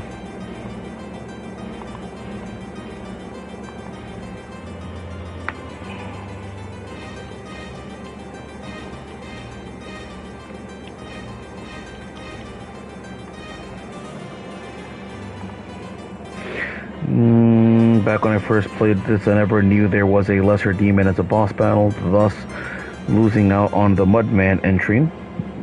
Excuse me, for a long time until I stumbled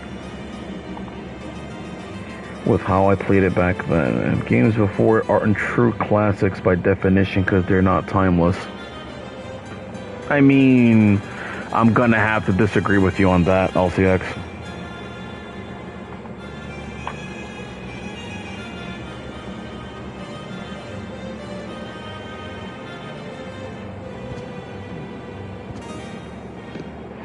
You know, on that, that's strictly your opinion.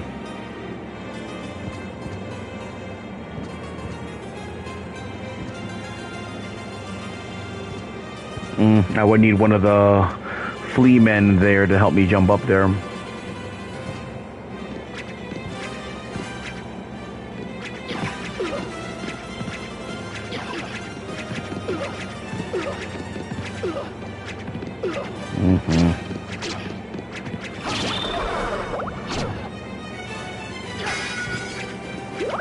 Never mind, it's not worth it.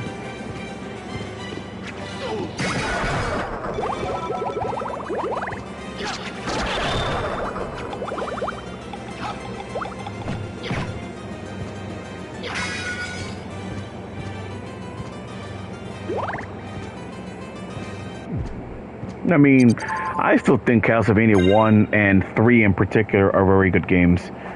You know, did they age as good as, say, Symphony of the Night? No, but let's also remember that, if anything, Symphony of the Night does have one particular flaw, and that's that the game is absolutely too easy.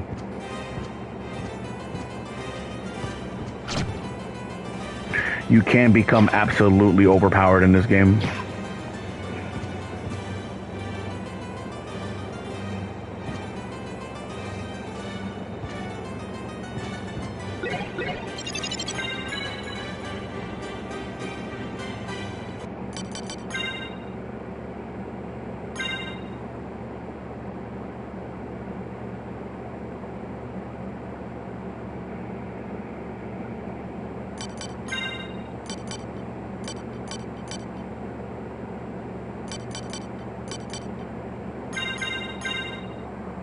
I see that as an asset. So you see a game being easy as making it easier for a game to be appreciated. I mean, I guess, but at the same time, I can kind of see where you're coming from. If a game is too unforgiving, then absolutely that can be a detriment to the game.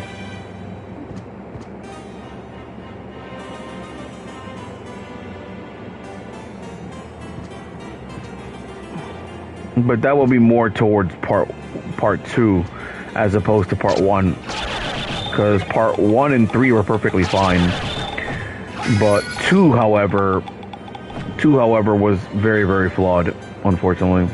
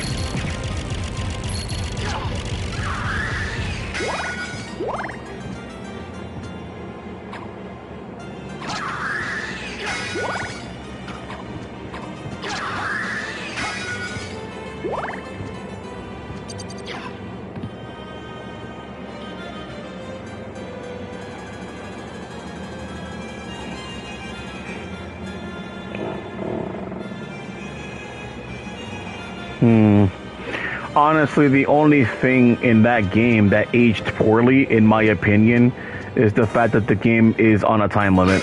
That's really the game's biggest flaw. I don't really feel like putting a timer on platformers did anything other than add artificial difficulty.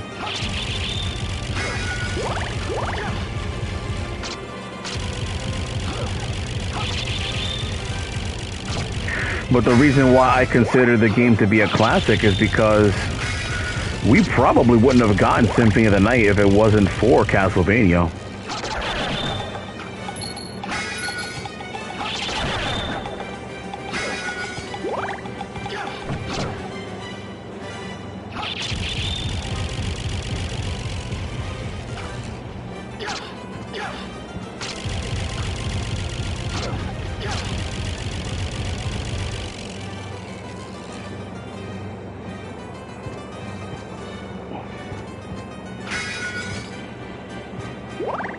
I mean, I think Castlevania in particular still holds up well. Young Master ALUCART, how may I serve you?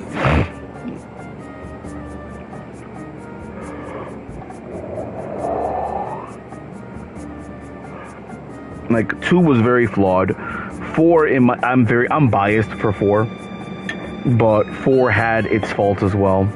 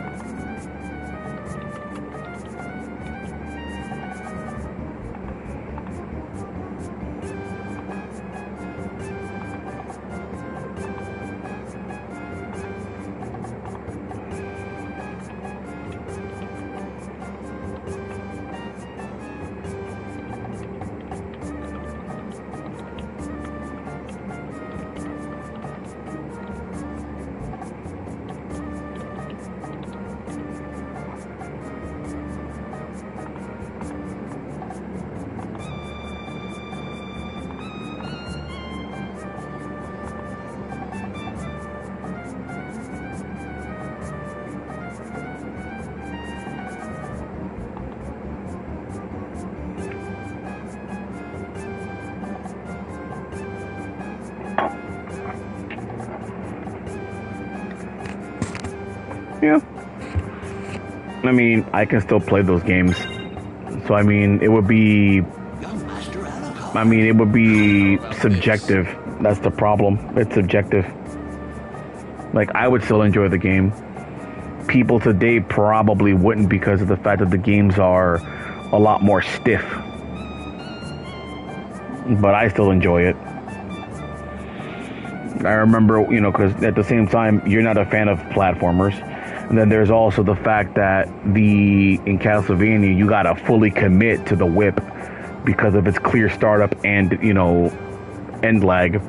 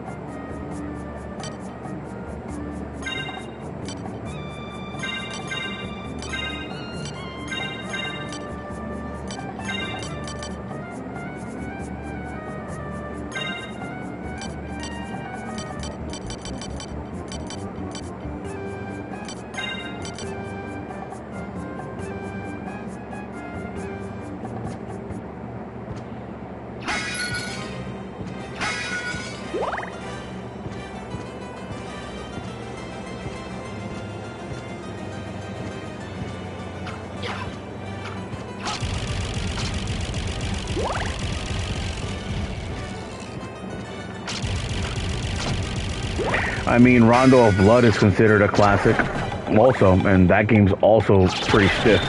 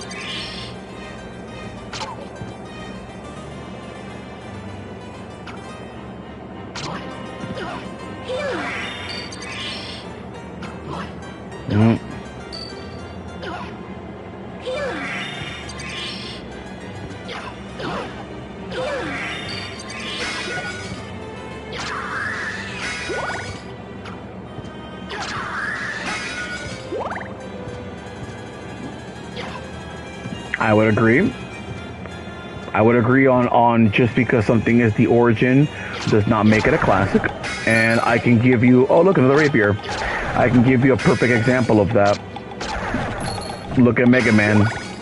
I consider Mega Man 1 to not so much be a classic. I think Mega Man 2 is, if somebody were to tell me give me a classic Mega Man to play, I would point to Mega Man 2, not Mega Man 1.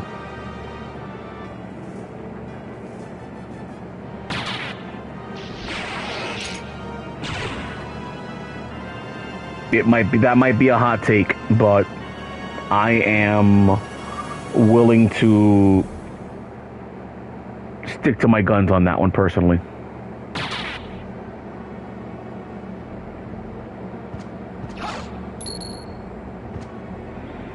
Because Mega Man 2 pretty much upgraded everything that is in Mega Man 1, while also removing some stuff that wasn't conducive to the game.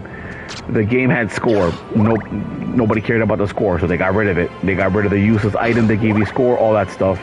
But then you also have the fact that, for example, damage boosting was not possible in certain things in Mega Man 1. For example, if you touch the spikes, it kills you immediately. You can be in the middle of trying to damage boost something, and even if you have that invul frame, you touch the spikes, you die. The special items that you pick up outside of boss weapons is also better. Like item 1, item 2, item 3 is better than the very odd to use energy thing that you use to make like your own platform stuff. There's that. Give me 1 second.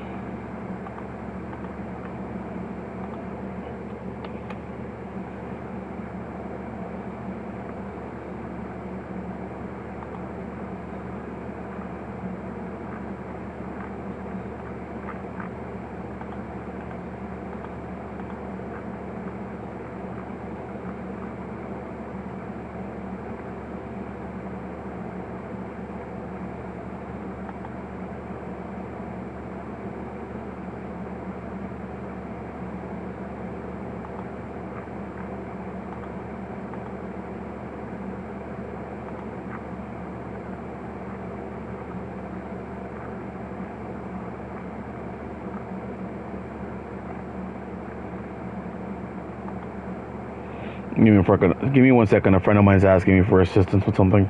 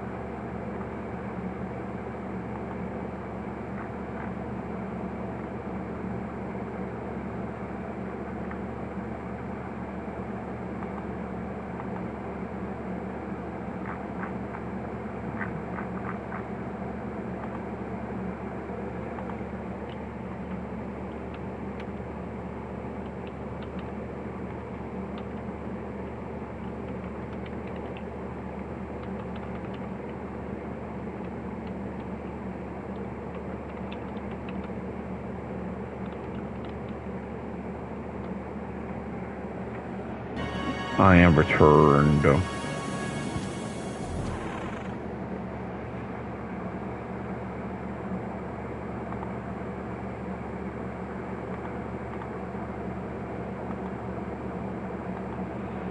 Let me see.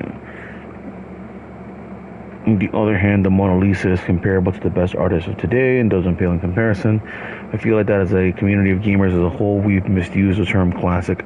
I do think that's the case because a lot of people just look at old games and just immediately call them classic when we really should just be using the term retro.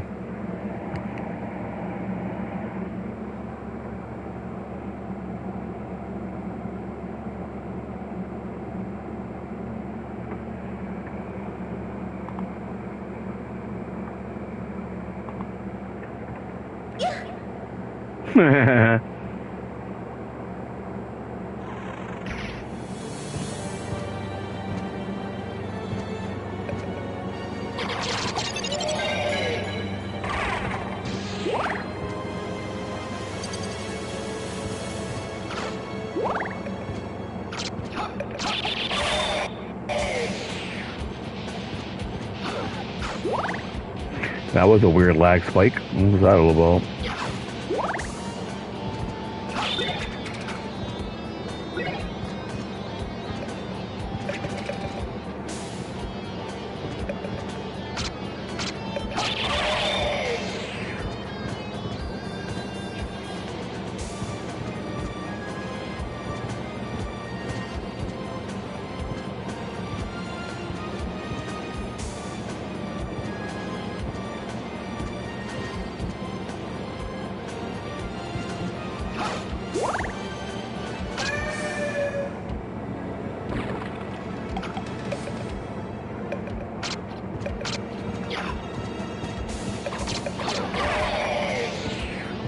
I mean, I'm biased. I'm always gonna say I'm always gonna pick FF6 over FF7, but at the same time, you know, it was an important game.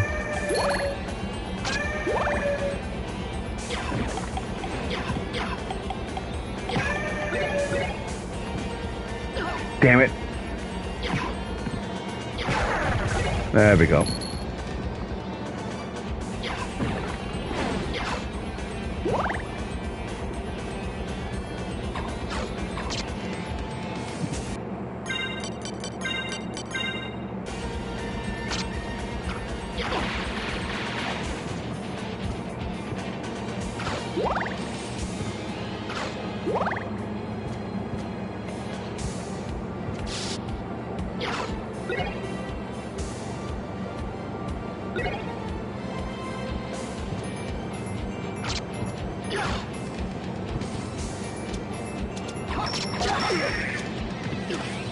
Alright, that was for me.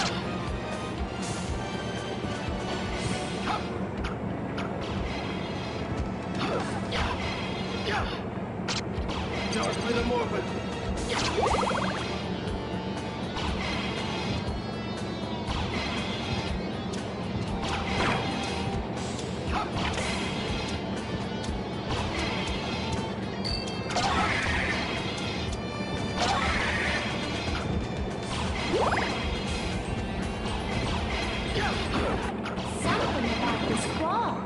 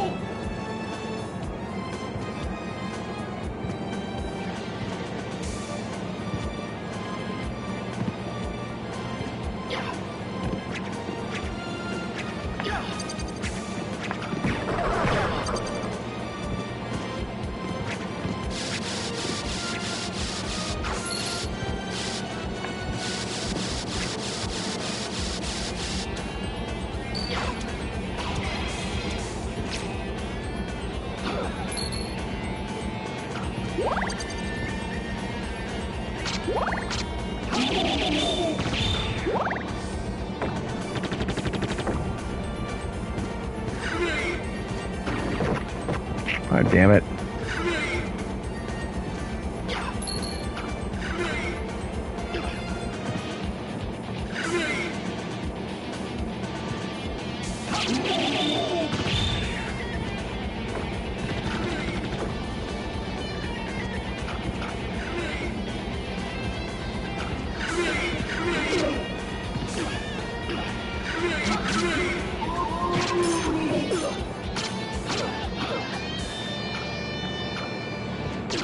I'm not getting my move.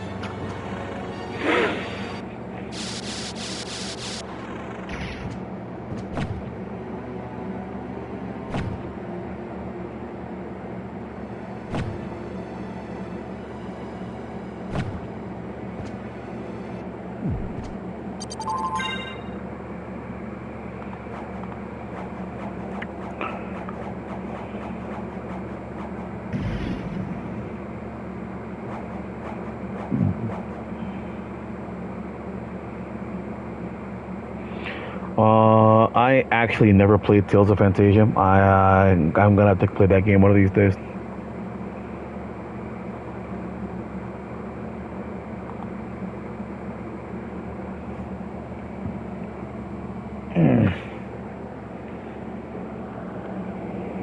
Alright, what time is it?